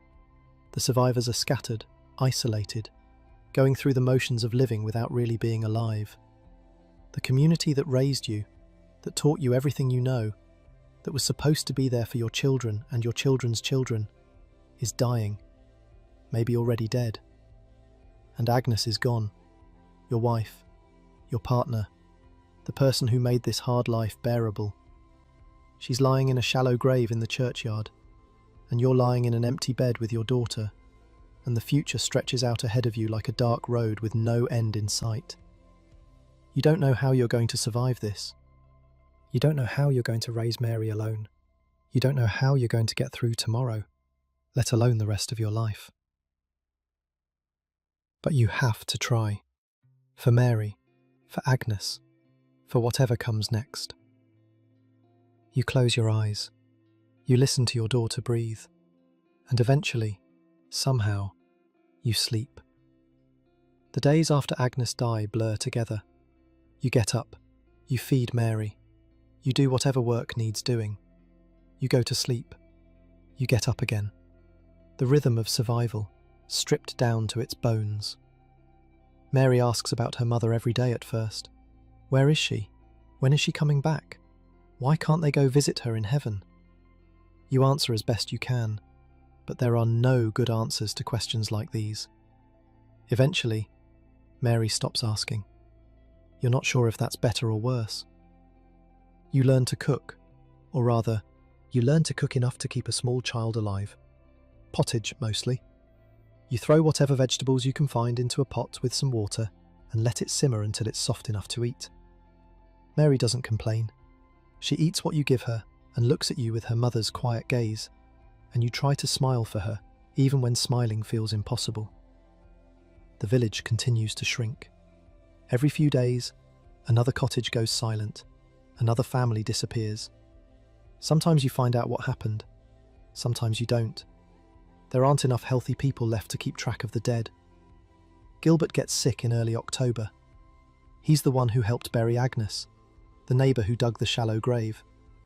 You find out when his wife comes to your door, wild-eyed and shaking, asking if you have any herbs or medicine or anything at all that might help. You don't. Nobody does. You tell her you're sorry. You watch her walk back to her cottage, her shoulders hunched against a grief that hasn't even fully arrived yet. Gilbert dies 4 days later. His wife survives, somehow. Their 3 children survive. But Gilbert, who was strong and healthy and in the prime of his life, is gone. Another name added to the list. Another grave in the overcrowded churchyard. Father Edmund keeps going for longer than anyone expected. He buries Gilbert. He buries 6 more people that week. He holds services for a congregation that barely fills the first 2 rows of benches anymore. He visits the sick, blesses the dying, comforts the bereaved. He does the work of a priest even when it seems like God has abandoned everyone. And then, Father Edmund gets sick. You hear about it from Bess, who heard it from someone else. Father Edmund developed a fever 3 nights ago. He tried to hide it at first, tried to keep doing his duties, but the sickness was too strong. He collapsed during evening vespers. 2 men carried him to his cottage and laid him in his bed. Nobody knows what to do. Father Edmund is the only priest in the village, the only connection to God, or at least to the church that speaks for God. Without him, who will say the prayers? Who will give the last rites? Who will make sure the dead get into heaven? You go to see him, not because you think you can help, but because it feels like the right thing to do. This man baptized your daughter. He married you and Agnes. He stood over your wife's grave and said the words that were supposed to ease her passage to the next world. You owe him something, even if all you can offer is your presence. Father Edmund's cottage is small and plain. A bed, a table, a few books, a crucifix on the wall. He's lying under a thin blanket, his face flushed and sweating, his eyes unfocused. He looks smaller than he did behind the altar, frailer, more human. You sit with him for an hour. You don't say much, neither does he. Occasionally he murmurs something in Latin, fragments of prayers that have been worn smooth by decades of repetition. You hold his hand, the way you held Agnes's hand.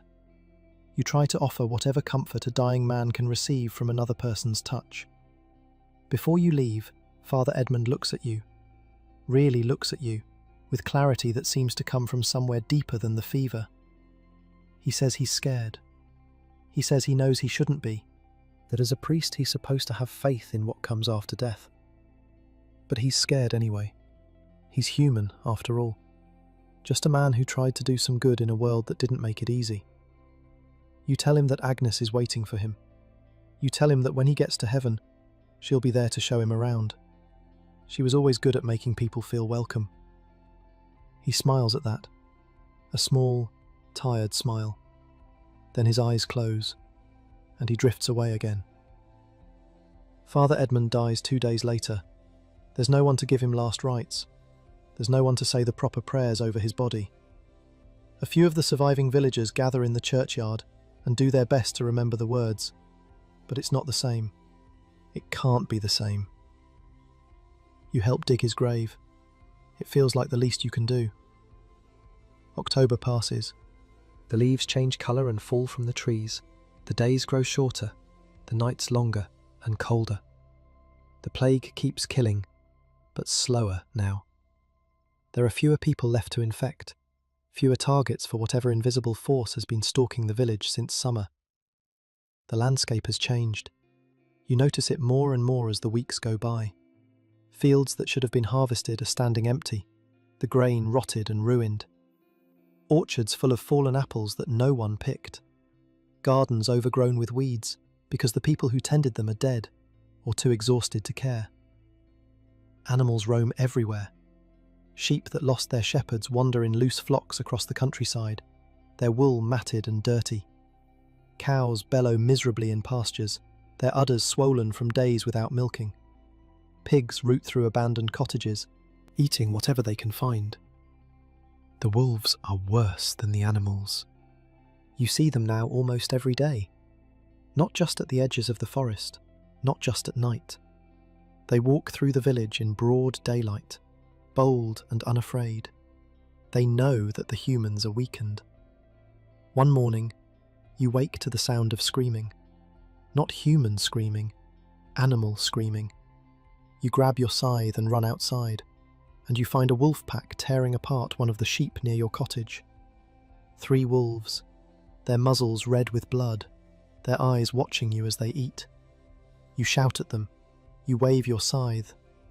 They look at you for a long moment, calculating. Then, slowly, they back away. They don't run, they just walk, dragging what's left of the sheep with them. That's the part that stays with you. They weren't afraid. They left because they chose to leave, not because you scared them off. You start keeping the fire burning all night. You start blocking the door with heavy furniture. These are not thoughts you ever expected to have. But here you are, trying to figure out how to survive things that shouldn't be survivable. November comes. The first frost arrives, painting the dead fields white. The plague seems to be slowing. You go entire days now without hearing about a new death. Entire days when it almost feels like the nightmare might be ending. But the damage has been done. You walk through the village and count the occupied cottages on one hand. Where there were once dozens of families, now there are maybe 15 people left. 15 out of more than 100. The rest are dead, or fled, or simply gone, vanished to wherever people go when the world falls apart. You and Mary settle into a new routine. Wake up, eat whatever you can scrape together, do the endless work of survival, feed the animals, the ones that are left, collect firewood for the coming winter, try to preserve what food you can find. Winter is coming, and you're not ready for it. You're never going to be ready for it. Agnes was the one who handled the winter preparations.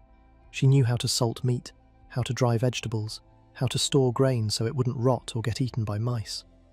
You watched her do these things for years, but watching isn't the same as doing. You make mistakes, a lot of mistakes. You salt some pork too heavily and it becomes inedible. You try to dry some apples and they turn mouldy instead. You store some grain in the wrong part of the cottage and mice get into it, eating through half your supply before you notice. Each mistake means less food for winter. Each mistake means a harder few months ahead. You curse yourself for not paying better attention, for assuming that Agnes would always be there to handle these things, for never learning what you should have learned. But you keep going. What else can you do? Mary has stopped asking about Agnes. She's stopped crying at night. You're not sure if she's accepted what happened, or if she's just learned to hide her grief the way you've learned to hide yours. She follows you around during the day, helping with small tasks, asking questions about everything. How do you start a fire? Why do the leaves change colour? Where do the birds go in winter? You answer her questions as best you can. You try to teach her the things Agnes would have taught her. How to sew, how to cook, how to take care of a home. You're not very good at any of these things, but you're all she has. She learns fast, your daughter. Faster than you would have expected for a 4-year-old. She watches everything you do with those serious grey eyes, and then she tries to copy it. Sometimes she fails, sometimes she succeeds. Either way, she tries again. You wonder if this is what it means to raise a child, this constant teaching, this endless passing down of knowledge from one generation to the next. Agnes would have done it better. Agnes would have known what to say and when to say it. But Agnes is gone, and you're here, and you have to figure it out as you go. At night, you tell her stories. Not scary stories, not anymore. Gentle. Stories about knights and princesses and magical forests where nothing bad ever happens. She falls asleep curled against your side, her breathing slow and steady, and you stare at the ceiling and wonder if you're doing any of this right. The lord of the manor sends a man in mid-November, a tired-looking clerk on a tired-looking horse, carrying a message that the lord wants to know how many of his tenants are still alive, how much land is being worked, how much tribute he can expect come spring.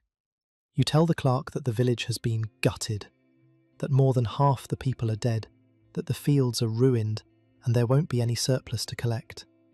The clerk writes this down in a little book, his face expressionless, and then he rides away. You never see anyone from the manor again that winter. Maybe they have bigger problems, maybe they're dead too. You don't know, and you don't much care. The hardest part is the silence. You've lived in this village your whole life. You know the sounds of it the way you know your own heartbeat. The rhythm of daily life, the voices and footsteps and animal noises that made up the background music of existence. Now it's quiet. Too quiet. When you walk through the village, your own footsteps seem to echo off the empty cottages. When you call out a greeting, no one answers. The world has become a hollow shell, and you're rattling around inside it like a dried seed. Some nights, You sit outside after Mary has fallen asleep. You look up at the stars, the same stars that have watched over humanity since the beginning of time. You think about Agnes. You think about Father Edmund. You think about everyone you've lost. And you wonder why you're still here, why you survived when so many didn't. There's no reason for it, no logic.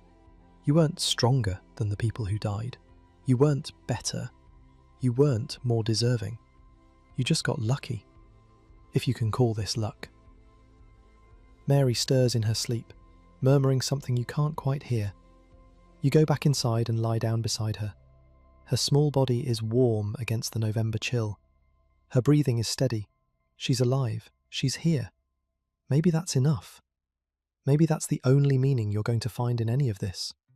Your daughter survived. Your job now is to make sure she keeps surviving, to give her a future, even if that future looks nothing like the world you grew up in. You think about Agnes. What would she want you to do? She'd want you to be strong. She'd want you to take care of Mary. She'd want you to keep going, even when it feels impossible. So that's what you'll do, one day at a time, one foot in front of the other, until something changes, or nothing changes, or the world ends completely. Outside, the wind picks up, rattling the shutters. Somewhere in the distance, a wolf howls. Another one answers, closer than you'd like. You close your eyes, you breathe, and you wait for whatever comes next. Winter arrives in full force in December. Snow blankets the fields, covering the rotted grain and the abandoned orchards and the shallow graves in the churchyard. Everything looks clean under the snow, white and peaceful and quiet. You can almost forget what's buried underneath. The cold is brutal, worse than any winter you can remember.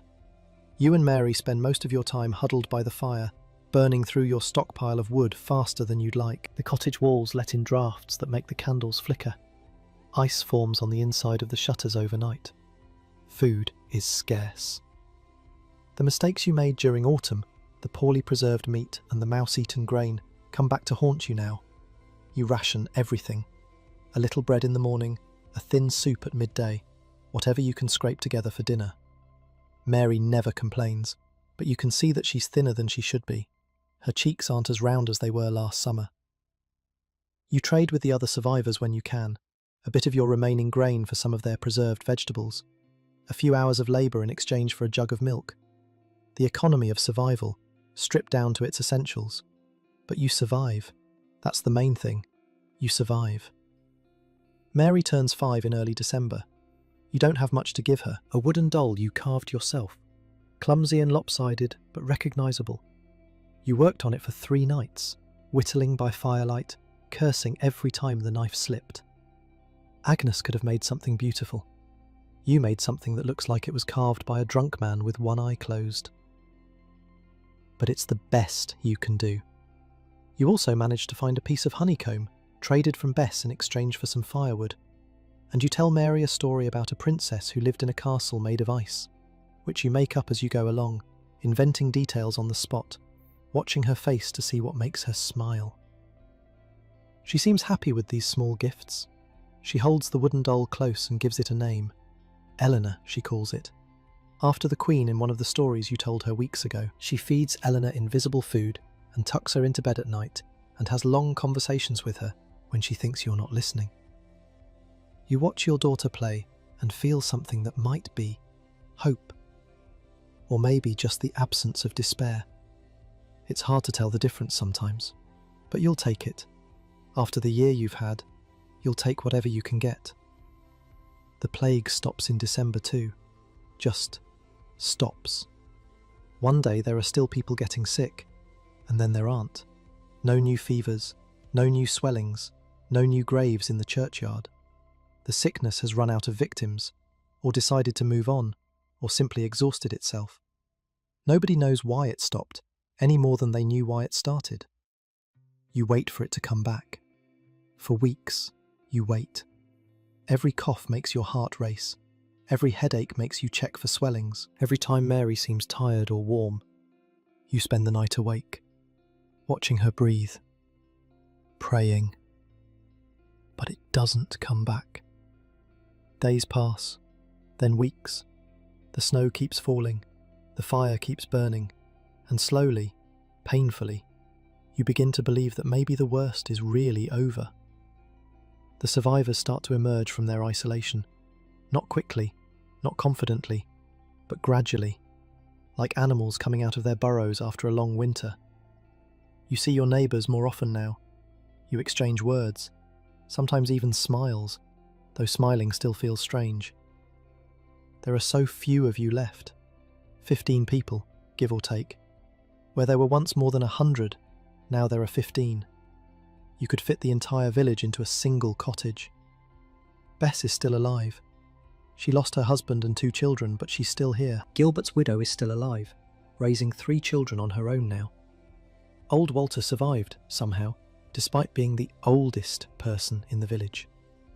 A few other families, scattered among the empty cottages like the last leaves clinging to a bare tree. You start helping each other, not out of charity exactly, out of necessity. There's too much work for any one person to do, and not enough people to do it. So you share.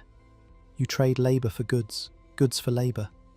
You milk the cows that belong to dead families and divide the milk among the living. You slaughter pigs that have gone feral and share the meat.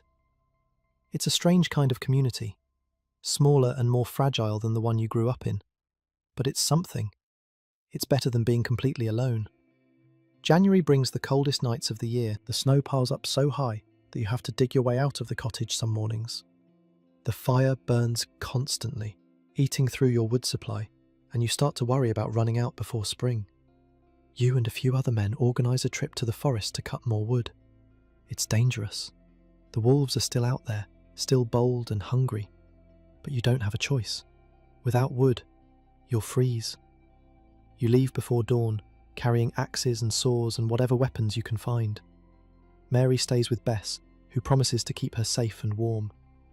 You kiss your daughter goodbye and try not to think about the possibility that you might not come back. The forest is beautiful in winter, quiet and still, the trees covered in white, the snow muffling all sound. You almost forget to be afraid. Almost.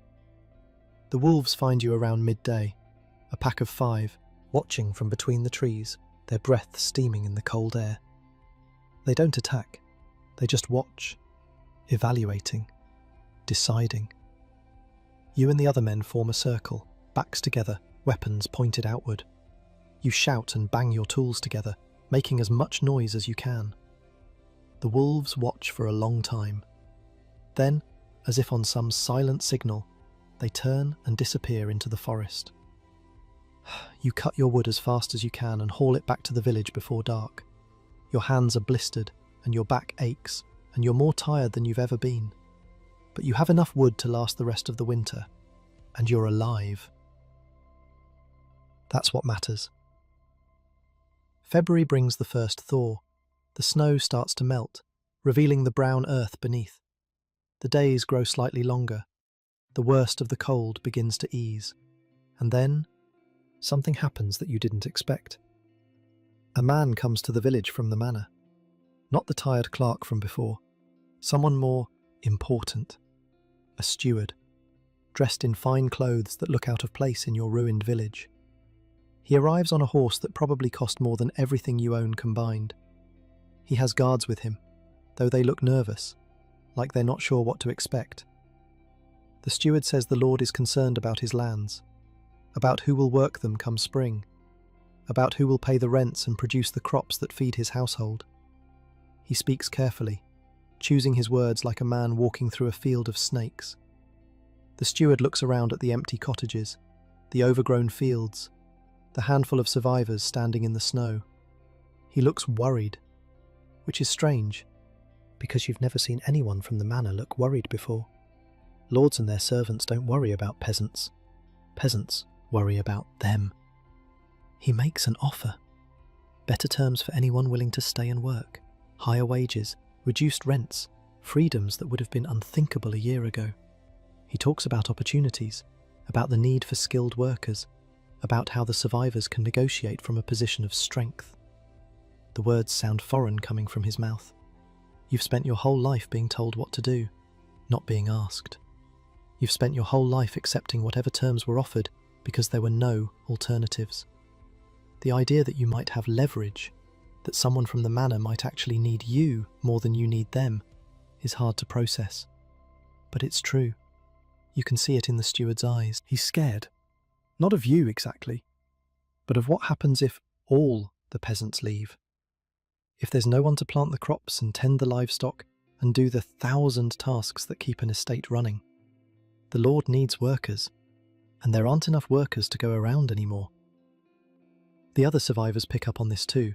Old Walter, who's been a serf his whole life, who's never had any choice about anything, looks at the steward with something that might be contempt. Gilbert's widow asks pointed questions about exactly what freedoms are being offered.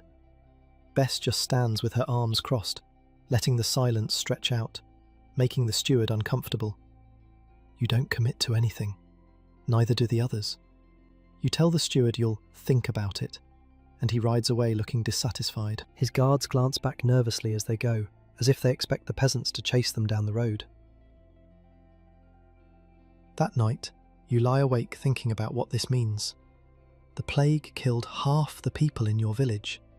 It killed half the people everywhere, probably, which means that everywhere, lords and landowners are facing the same problem.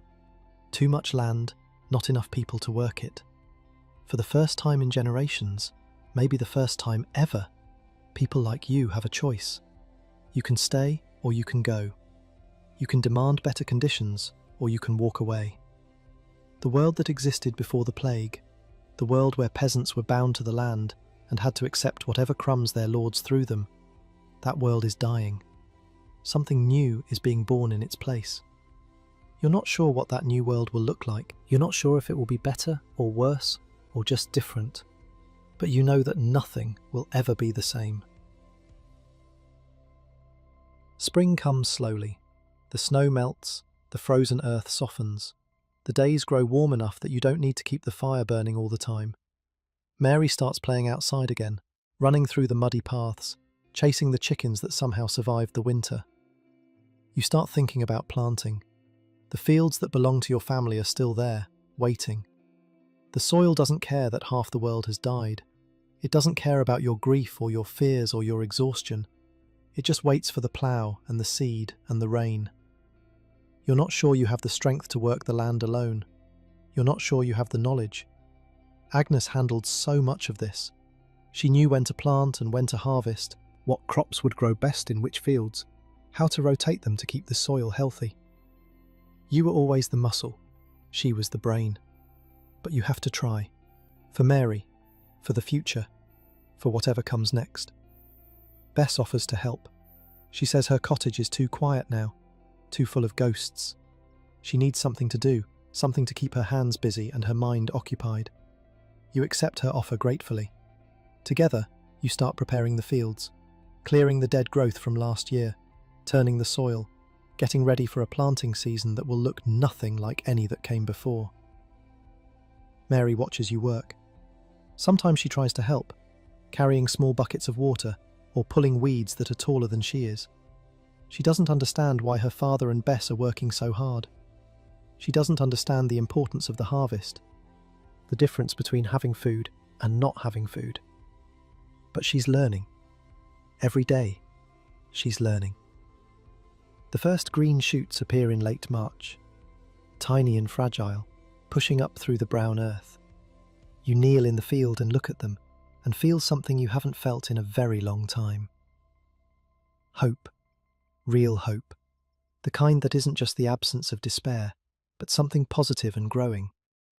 Life goes on. That's what you're learning. Even after the worst thing imaginable happens, even after the world ends, life goes on. The seasons turn. The crops grow. Children play and laugh and ask questions about everything.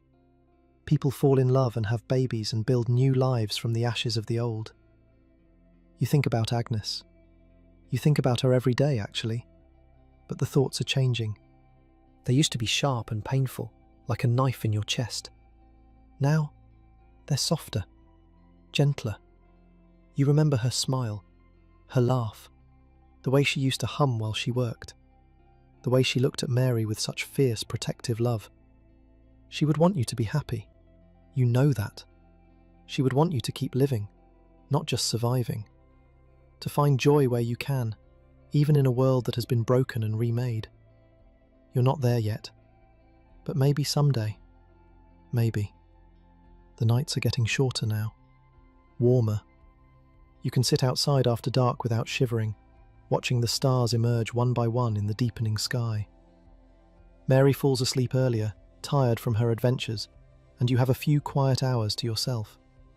You use them to think, to plan, to imagine what the future might hold. It's not a habit you had before the plague. Back then, you knew what your life would look like. Work the land, raise your children, grow old, die. The same pattern your father followed, and his father before him. No surprises, no changes, no need to think about tomorrow, because tomorrow would be just like today. Now, everything is uncertain. Everything is possible. The old rules don't apply anymore. The old limits have been lifted. You can stay in this village, or you can leave.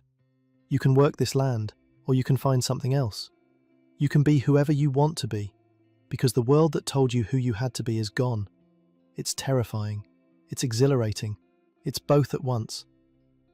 Mary stirs in her sleep, and you go inside to check on her. She's fine, just dreaming.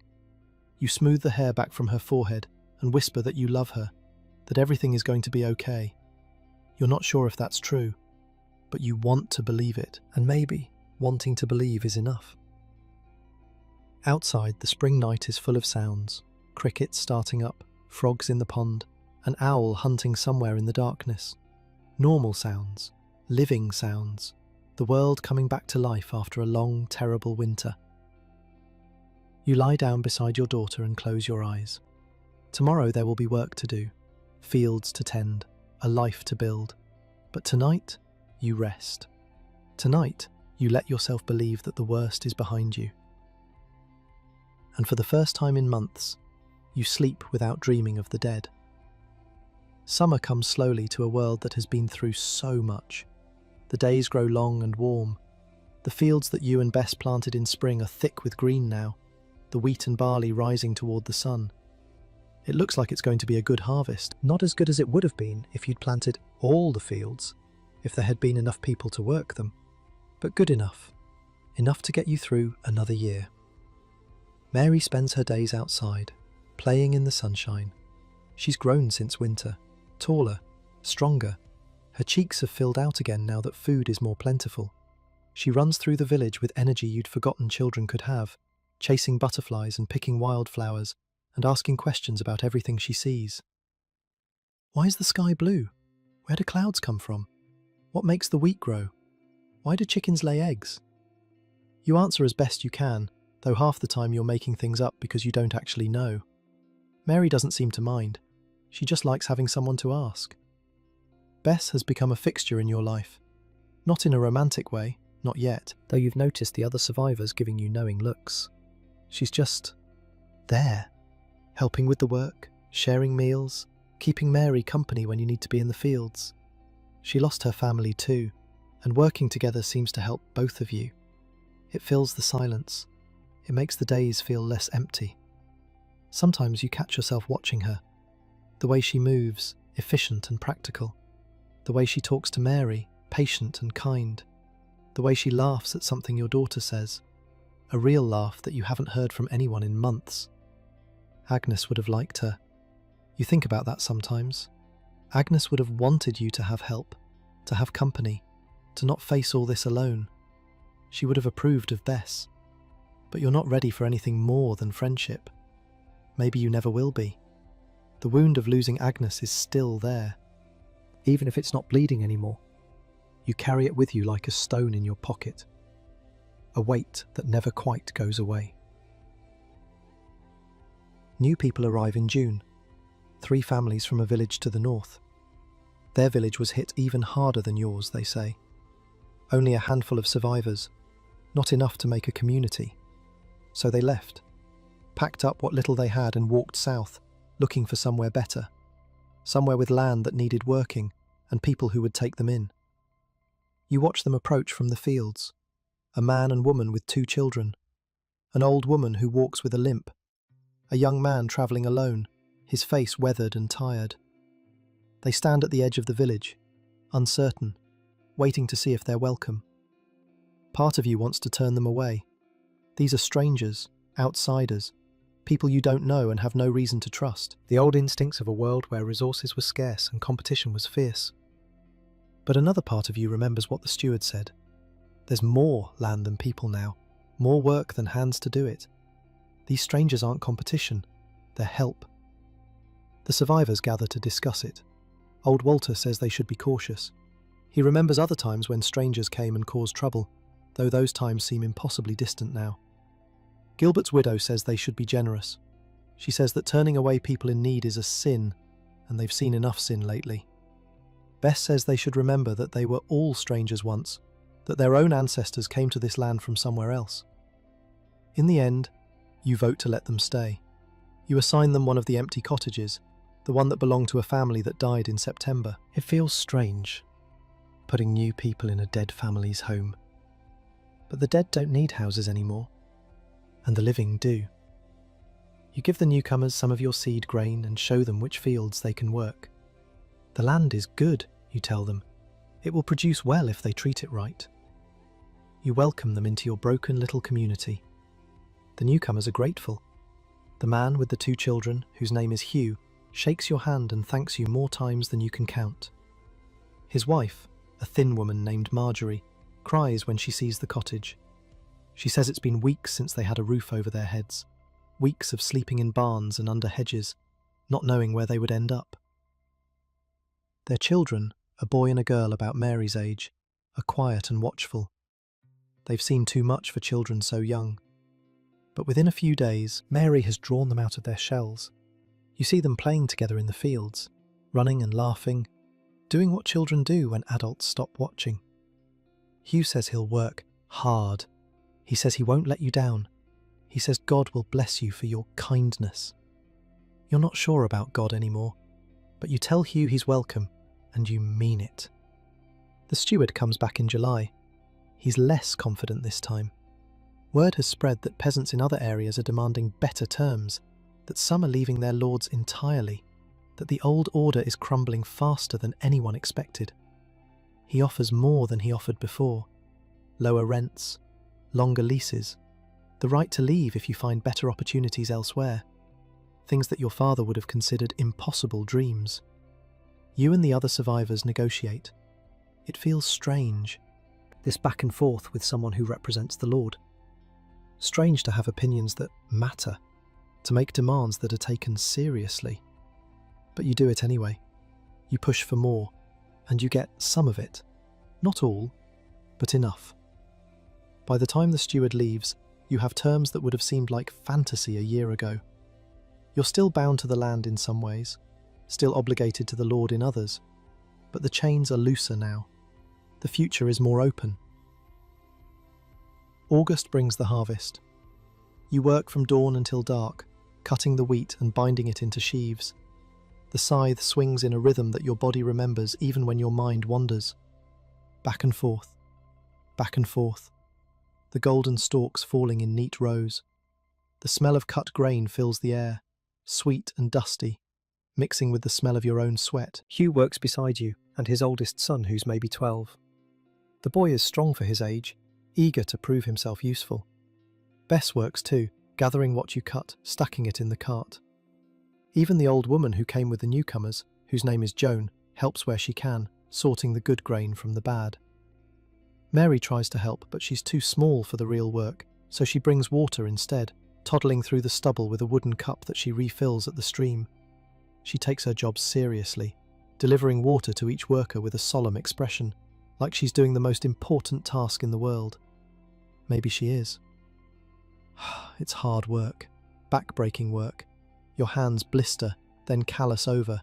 Your back aches from bending. The sun beats down and the sweat runs into your eyes, and your muscles burn with the effort of swinging the scythe hour after hour. But it's good work too, productive work. The kind of work that leaves you so exhausted at the end of the day that you fall asleep the moment you lie down. and the kind of work that means something. The harvest is smaller than it would have been before the plague. Of course it is. There are fewer fields planted, fewer hands to tend them, but it's still a harvest, still food that will get you through the winter, still proof that life goes on, that the world keeps turning, that survival is possible even after the worst happens. You watch the grain pile up in the barn and feel something you haven't felt in a long time: satisfaction, pride, the simple pleasure of work well done. When the last sheaf comes in, you do something your village has always done. You save a small bundle of wheat and tie it into the shape of a woman. The corn dolly, they call it, a symbol of the harvest spirit, meant to be kept through the winter and ploughed back into the field come spring. It's an old tradition, older than the church probably, and Father John would say it's pagan nonsense. But you do it anyway. After everything that's happened, you'll take whatever luck you can get. Mary celebrates the harvest in her own way. She makes crowns out of wheat stalks and places them on everyone's heads. She dances around the barn, singing songs that she invents on the spot, her voice high and clear in the August evening. She makes you all laugh, which feels like a miracle. Children are resilient. That's what you're learning. They bend where adults break. They forget what adults remember. Mary still asks about her mother sometimes, still cries on the bad nights. But she's also learning to be happy again, learning to find joy in small things, learning to live. You wish you could do the same. September marks 1 year since Agnes died. You don't know the exact date, lost track somewhere in the blur of those terrible weeks, but it was around this time. You go to her grave on a clear morning, while Mary is still asleep, and you sit in the grass and talk to her. You tell her about Mary, about how tall she's gotten, how many words she knows now, how she's learning to sew with Bess's help. You tell her about the harvest, about the newcomers, about the strange new world that's emerging from the ashes of the old one. You tell her you miss her, that you'll always miss her, that there's a hole in your life where she used to be, and it will never be completely filled. But you also tell her that you're okay, that Mary is okay, that you're going to make it. You hope she can hear you. You hope she's somewhere peaceful, somewhere without pain or fear. You hope she's proud of you, of the way you've carried on, of the father you're trying to be. When you get back to the cottage, Mary is awake. Bess has made breakfast. They're sitting at the table, laughing about something, and when you come through the door, they look up at you with such warmth that it almost breaks you. This is your life now, this small, fragile, precious thing, built from the wreckage of what came before. The autumn evenings are gentle. The heat of summer fades into something softer. The leaves begin to turn, gold and red and orange, painting the world in colours that seem almost too beautiful after everything you've been through. You sit outside after dinner sometimes, watching the sun go down. Mary curls up in your lap, drowsy from the day, her weight warm and reassuring against your chest. Bess sits nearby, mending clothes or shelling beans, the two of you talking quietly about nothing in particular. These are good moments, small, ordinary, easily overlooked. But you've learned not to overlook them anymore. You've learned that small moments are all anyone ever really has. The plague taught you that. The plague taught everyone that. Nothing is permanent, nothing is guaranteed. The world can change in an instant, can end in an instant, and all you can do is hold on to what you have while you have it. So you hold on, to Mary, to this life you're building, to the hope that tomorrow will be better than today. New travellers pass through the village occasionally, merchants looking for trade, pilgrims on their way to some distant shrine, people just wandering, trying to find their place in a world that doesn't make sense anymore. They bring news from other places, stories of villages wiped out entirely, stories of cities that lost 2/3 of their population, stories of lords who died alongside their peasants, of great houses fallen, of fortunes destroyed. The plague didn't discriminate. It took rich and poor alike. but they also bring news of recovery, of fields being planted again, of markets reopening, of life slowly, painfully, returning to something like normal. The world is healing, they say. It will never be what it was, but it's healing. You believe them. You have to believe them. Mary falls asleep in your arms as the stars come out. You carry her inside and lay her in bed, tucking the blanket around her small body, watching her breathe for a moment before you leave. Bess is still outside when you come back. She's looking up at the sky, at the stars wheeling overhead. The same stars that have watched humanity struggle and suffer and survive for thousands of years. She says something about how strange it is, that the stars don't change, that everything down here can fall apart, everyone can die, and the stars just keep shining. They don't care about plagues or death or grief. They're just there. You tell her maybe that's comforting. Maybe it's nice to know that some things are permanent, even if we're not. She laughs softly, says you sound like a philosopher. You say you're just a farmer who thinks too much. She says that's not a bad thing to be. You sit together in comfortable silence, watching the night deepen.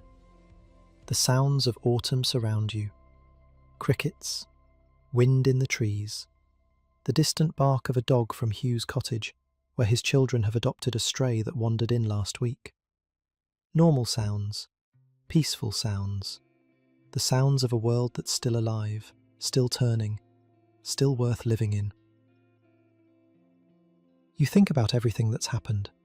The plague, the death, the fear and grief and despair, the long winter when survival seemed impossible, the spring when hope returned, the summer when you proved you could go on.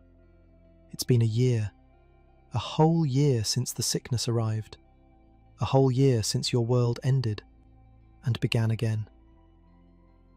You're tired, not just physically, though your body aches from the harvest, tired in your soul, tired from carrying so much for so long, tired from holding everything together when everything wanted to fall apart. But it's a different kind of tired now, a peaceful tired, the tiredness of someone who has done what needed to be done and can finally rest. Tomorrow will bring more work, more challenges, more of the endless struggle to survive in a world that offers no guarantees. But tomorrow is tomorrow. Tonight, you can just be here, just breathe, just exist. Bess says goodnight and goes to her cottage. You stay outside a little longer, letting the cool air wash over you, letting the quiet settle into your bones. Then you go inside. You check on Mary, still sleeping peacefully. You lie down in your bed, the same bed you shared with Agnes, the bed that holds so many memories. You close your eyes. The sounds of night filter through the walls, gentle sounds, safe sounds. And slowly, gently, sleep takes you. Years pass. They have a way of doing that. It's 1353 now, 5 years since the plague first arrived, 5 years since the world you knew came apart, and something else took its place. Mary is 9 years old. She's tall for her age, with her mother's grey eyes and your stubborn chin. She can read a little, taught by a travelling friar who passed through last spring. She can sew better than you never could, taught by Bess, who is patient with her in ways you never learned to be. She can work the fields alongside you now, not just bringing water but actually helping with the planting and the weeding and the harvest. She doesn't remember much about the plague years. She was too young. Sometimes she asks about her mother, and you tell her stories. The way Agnes laughed, the songs she used to sing while she worked, the way she could make anything grow, could coax life out of the most stubborn soil.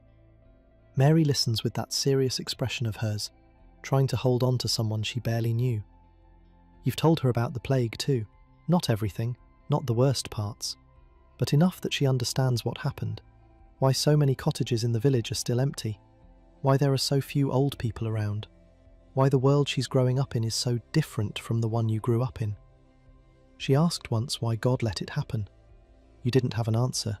You still don't. Some questions don't have answers, or at least not answers that make any sense. You told her that, and she nodded like she understood, though she probably didn't. Maybe nobody does. Bess became your wife 2 years ago. It happened slowly, naturally. The way things happen when two people are thrown together by circumstance and find they fit. You didn't fall in love the way you fell in love with Agnes, all at once, like stepping off a cliff. It was more like a tide coming in.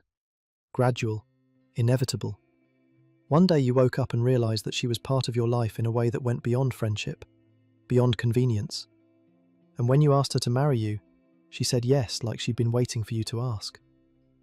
The wedding was small, just the village gathered in the churchyard. No priest, because there still isn't one. Just words spoken under the open sky, and witnessed by everyone who survived. Mary was there, holding flowers she'd picked herself, looking both happy and sad at the same time. You understood that feeling. You felt it too. Bess is a good wife, a good mother to Mary, in the way that a stepmother can be. She doesn't try to replace Agnes. She knows better than that. She just fills the spaces that need filling, offers the help that needs offering, and loves your daughter in her own quiet way. You're not the same person you were before the plague. Nobody is. Something changed in you during those terrible months. Something fundamental. You're harder now in some ways, more practical, less willing to trust in things you can't see or touch. The easy faith of your youth, the assumption that God had a plan and everything happened for a reason, that's gone. It died with Agnes. It died with Father Edmund. It died with all the people you watched suffer and pray and die anyway. But you're also gentler in other ways, more aware of how precious everything is, more grateful for the small things. A warm meal, a clear morning, your daughter's laughter. These used to be background noise, things you took for granted because they were always there. Now you notice them. Now you hold on to them. The village has grown a little since those first dark years. New families have arrived, drawn by the promise of empty land and better terms. There are maybe 40 people here now. Not as many as before, not even half. But enough to feel like a community again. Enough to have arguments and celebrations and all the small dramas that make up human life. The church has a new priest, a young man named Father John, sent by the bishop last year, fresh from his training and full of nervous energy. He preaches about sin and redemption, about the plague being a lesson from God, about the importance of faith in dark times. The older survivors listen politely and say nothing. They've seen things that Father John can only imagine. They've learned lessons he's never had to learn. But the children listen with wide eyes. The newcomers listen with genuine attention. And maybe that's enough. Maybe faith is for the people who haven't had it broken yet, and the rest of us just pretend for their sake. The world beyond your village has changed too. Word comes through travellers and merchants, stories from the cities and the great estates. Everywhere, the same pattern. Too few workers, too much land. Lords competing for labourers, offering better wages, better conditions. Peasants leaving their villages and finding work elsewhere, something that would have been unthinkable before the plague. The old order, the rigid hierarchy that kept everyone in their place for generations, is cracking and crumbling and falling apart. Some lords are trying to fight it. The king passed a law a few years back, something called the Statute of Labourers, trying to freeze wages at what they were before the plague, trying to force peasants to stay where they were born, to accept the old terms, to pretend that nothing had changed. It's not working. The law exists, but nobody can enforce it. There aren't enough officials, enough courts, enough prisons. And the peasants know their power now. They know that their labour is valuable, that lords need them more than they need lords. They're not going back to the old ways. Not ever. You've benefited from this, in your small way. The terms you negotiated with the steward have held. Your rent is lower than your father's was. Your obligations are lighter. You have freedoms that your grandfather would have considered impossible dreams. A peasant who can leave his land if he wants to. A peasant who can negotiate his own terms. A peasant who matters. It doesn't make up for everything you lost. Nothing could make up for that. But it's something. It's a future that looks different from the past. And sometimes, different is enough. The autumn evening is cool and quiet. You're sitting outside your cottage, watching the sun go down. The sky is painted in oranges and reds, the trees dark silhouettes against the fading light. Somewhere in the village, someone is playing a pipe, a simple tune that drifts through the air like smoke. Mary is inside with Bess, helping with dinner. You can hear them talking, the low murmur of voices, the occasional laugh. Normal sounds, family sounds, the sounds of a life that you built from nothing, from ashes and grief and stubborn refusal to give up. You think about Agnes. You still think about her every day, though the thoughts are softer now, more like memories than wounds. You can remember her face without crying. You can say her name without your voice breaking. She's part of you still, will always be part of you. But she doesn't hurt the way she used to. You hope she would be proud of you, proud of the father you've become, the husband, the man. Proud of the way you kept going when giving up would have been so much easier. Proud of Mary, who's growing up strong and curious and kind. You think she would be. The world that existed before the plague is gone, really gone, in ways that go beyond the death toll. The confidence of that era, the sense that civilization was solid and permanent and protected by God himself, that's been shattered. People are more cynical now, more questioning, more aware of how quickly everything can fall apart. You see it in the art that travelling merchants bring through, paintings and carvings that would have been unthinkable before. Skeletons dancing with kings and popes and peasants. The dance of death, they call it. A reminder that death comes for everyone, rich and poor alike, that no one escapes, that the grave is the great equalizer. Before the plague, people didn't think about death this way. Or maybe they did, but they didn't dwell on it. Now it's everywhere, carved into church walls, painted on tavern signs, sung in children's songs that make you shudder when you hear them. The whole world has become obsessed with dying, with the certainty that everything ends, that nothing lasts. It's morbid, it's disturbing, but maybe it's also honest. Maybe pretending death doesn't exist was the real sickness, and the plague just forced everyone to see what was always true. But something new is growing in its place, something harder and more resilient, a world where the old rules don't apply anymore, where people have to make their own meaning instead of accepting the one they were given. It's not a better world exactly, it's just different, changed by the fire that passed through it. You've seen death, real death, on a scale that nobody should ever have to see. You've held your wife while she died. You've buried friends and neighbours, and the priest who baptised your daughter. You've watched your community dissolve and rebuild and become something new. You've survived things that killed half the people around you, and you still don't know why. Maybe there is no why. Maybe that's the lesson. Maybe the plague wasn't a punishment or a test or a sign from God. Maybe it was just something that happened, terrible and meaningless, and the only meaning comes from what the survivors do with the time they have left. You're using your time to raise your daughter, to work your land, to love your wife, to be a good neighbour in a community that needs good neighbours. Small things, ordinary things, the kind of things that don't make it into history books or songs or stories. But maybe that's enough. Maybe the ordinary is enough. Maybe just living, just surviving, just being here when so many aren't. Maybe that's the whole point. The sun has set now. The stars are coming out, one by one. The same stars that have watched over humanity since the beginning of time. The same stars that watched the plague arrive and spread and kill, and eventually, finally, fade away. They don't care about human suffering. They don't care about anything. They're just there, eternal and indifferent, beautiful and cold. But you care. The people in your village care. Your daughter cares, even if she's too young to understand what she cares about. That's something. That's not nothing. Bess calls you inside for dinner. You stand up, stretch your aching back, and take one last look at the night sky. So much has been lost. So much has changed. The world will never be what it was before the plague, and the people who survived will carry the scars for the rest of their lives.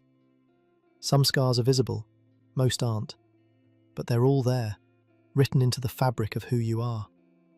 And yet, here you are, still breathing, still living, still finding reasons to get up in the morning and do the work that needs doing, still holding on to the people you love and being held by them in return. That's what survival looks like, you've learned. Not triumph, not victory, just continuing, just going on, just refusing to let the darkness win, even when the darkness seems overwhelming, especially then. You go inside. The cottage is warm, lit by firelight. Mary is setting the table, her movements careful and precise. Bess is stirring something in the pot, something that smells like home. They both look up when you enter, and you see the same thing in their eyes that you feel in your chest. Love. Simple and complicated and necessary. The thing that kept you alive when everything else was trying to kill you. You sit down at the table. Bess serves the food. Mary chatters about her day, about the butterfly she saw, about the songs she's learning, about the dreams she had last night. You listen and nod and ask questions and feel, for this moment at least, like everything is going to be okay. Maybe it will be. Maybe it won't. You've learned not to count on anything, not to assume that tomorrow will look like today. The plague taught you that. Life taught you that. But you've also learned that uncertainty isn't the same as despair, that not knowing what's coming doesn't mean you can't hope for something good. So you hope. Quietly, carefully, like tending a small flame in a big wind. You hope that Mary will grow up healthy and happy. You hope that Bess will stay by your side. You hope that the community you've helped rebuild will continue to grow and thrive. You hope that the worst is really behind you, and if it's not, if something else comes, another plague or a famine or a war, or any of the 1,000 disasters that can strike without warning, you'll face it. You'll survive it if you can. You'll help others survive it. You'll do what humans have always done when the world falls apart. You'll keep going. The fire crackles in the hearth. The food is warm and filling. Mary's voice rises and falls, telling some story about a frog she found by the stream. Bess laughs at something your daughter says, and you find yourself laughing too. A real laugh that comes from somewhere deep inside.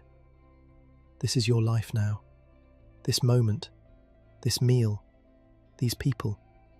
This is what you fought for, what you survived for, what you're still living for. It's enough. It's more than enough.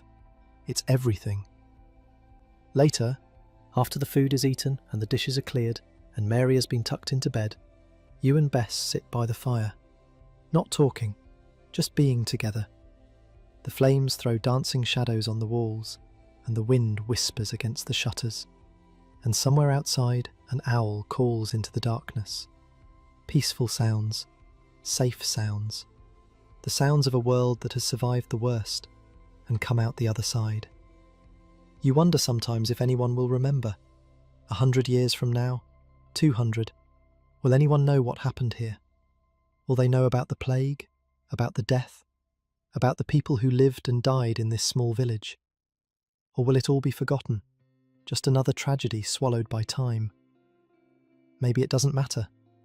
Maybe the point isn't being remembered. Maybe the point is just living, just being here, in this moment, breathing and loving and surviving. The dead don't need monuments. They need the living to keep going, to build something worth having, to make sure their suffering meant something. You're doing that, or trying to anyway. Every day you get up and work and take care of your daughter and love your wife. You're doing that. Every ordinary moment is a victory. Every peaceful night is a gift. The fire burns lower. Bess yawns and says she's going to bed. You tell her you'll be there soon. She kisses your forehead and disappears into the darkness of the back room, and you're alone with the embers and your thoughts. You think about the future. Not your future, but the distant future. Hundreds of years from now. Will people remember what happened here? Will they know about the plague, about the death, about the way entire villages vanished in a matter of weeks. Maybe they'll read about it in books. Maybe they'll think of it as ancient history, something that happened long ago to people very different from themselves. Maybe they'll feel safe in their distance, protected by the centuries between then and now. But here's the thing about plagues. They come back. Not the same plague, maybe, but something. Disease doesn't care about progress or knowledge or all the things people build to feel safe. It just waits. And when the conditions are right, it returns. Someday, far in the future, people will face something like what you faced. Not the same, but similar enough. The fear, the isolation, the uncertainty, the terrible question of who will live and who will die. And when that day comes, maybe they'll think of you. Maybe they'll remember that people survived this before, that the world ended, and then it didn't, that even the worst disasters eventually pass, and the survivors carry on, building new lives from the ruins of the old. Maybe that's the real lesson. Not that bad things happen, everyone knows that, but that people endure, that they find ways to keep going even when everything falls apart, that survival is written into the human heart, deeper than fear, deeper than grief, deeper than anything. You hope they remember that, whoever they are, wherever they are, whenever they live. You hope they know they're not alone, that others have walked this path before them, that the darkness always ends, eventually, and the light always comes back. Tomorrow will bring more work, more challenges, more of the endless business of being alive. But tonight, right now, you can rest. You can let go of the weight you've been carrying for so long. You can close your eyes and trust that the world will still be there when you open them again. That's what the plague taught you, in the end. To hold on to what matters, to let go of what doesn't, to be grateful for every ordinary day, every simple meal, every moment of peace in a world that offers no guarantees. You stand up, you bank the fire for the night, you check on Mary one last time, watching her small chest rise and fall, listening to her soft breathing. She's dreaming about something. You hope it's something good. Then you go to bed. The sheets are cool against your skin, but they warm quickly. Bess shifts beside you, already half asleep, and you curve your body around hers, finding the comfortable position you've found 1,000 times before. The cottage is quiet. The village is quiet. The whole world seems quiet, holding its breath, waiting for whatever comes next. You close your eyes. You've survived the plague. You've buried your wife and rebuilt your life, and raised your daughter and found love again. You've seen the worst that humanity can face, and you've come through it. Not unchanged, not unscathed, but alive. Still here, still breathing, still human. And now, after everything, after all the fear and the grief and the long, hard work of survival, you can finally rest. The darkness wraps around you like a blanket. Your breathing slows. Your thoughts drift and fade, carried away on the current of sleep. Somewhere outside, the stars keep their silent watch. The seasons will turn. The years will pass. The world will change in ways you can't imagine, can't predict, can't control. But that's tomorrow's problem. That's the future's burden to bear. Tonight, you sleep. Tonight, you dream. Tonight you let go of everything and trust that the morning will come, the way it always has, the way it always will. And as consciousness fades and the soft dark takes you, there's one last thought, gentle as a whisper, warm as a fire on a cold night. You made it. You survived. And that's enough. That's always been enough. Sleep now. Rest. Let the story end, and the peace begin. Tomorrow the sun will rise, and life will continue, and the world will keep turning the way it's turned for 1,000 years, and will turn for 1,000 more. But for now, just for now, there's only this. Only the quiet. Only the dark.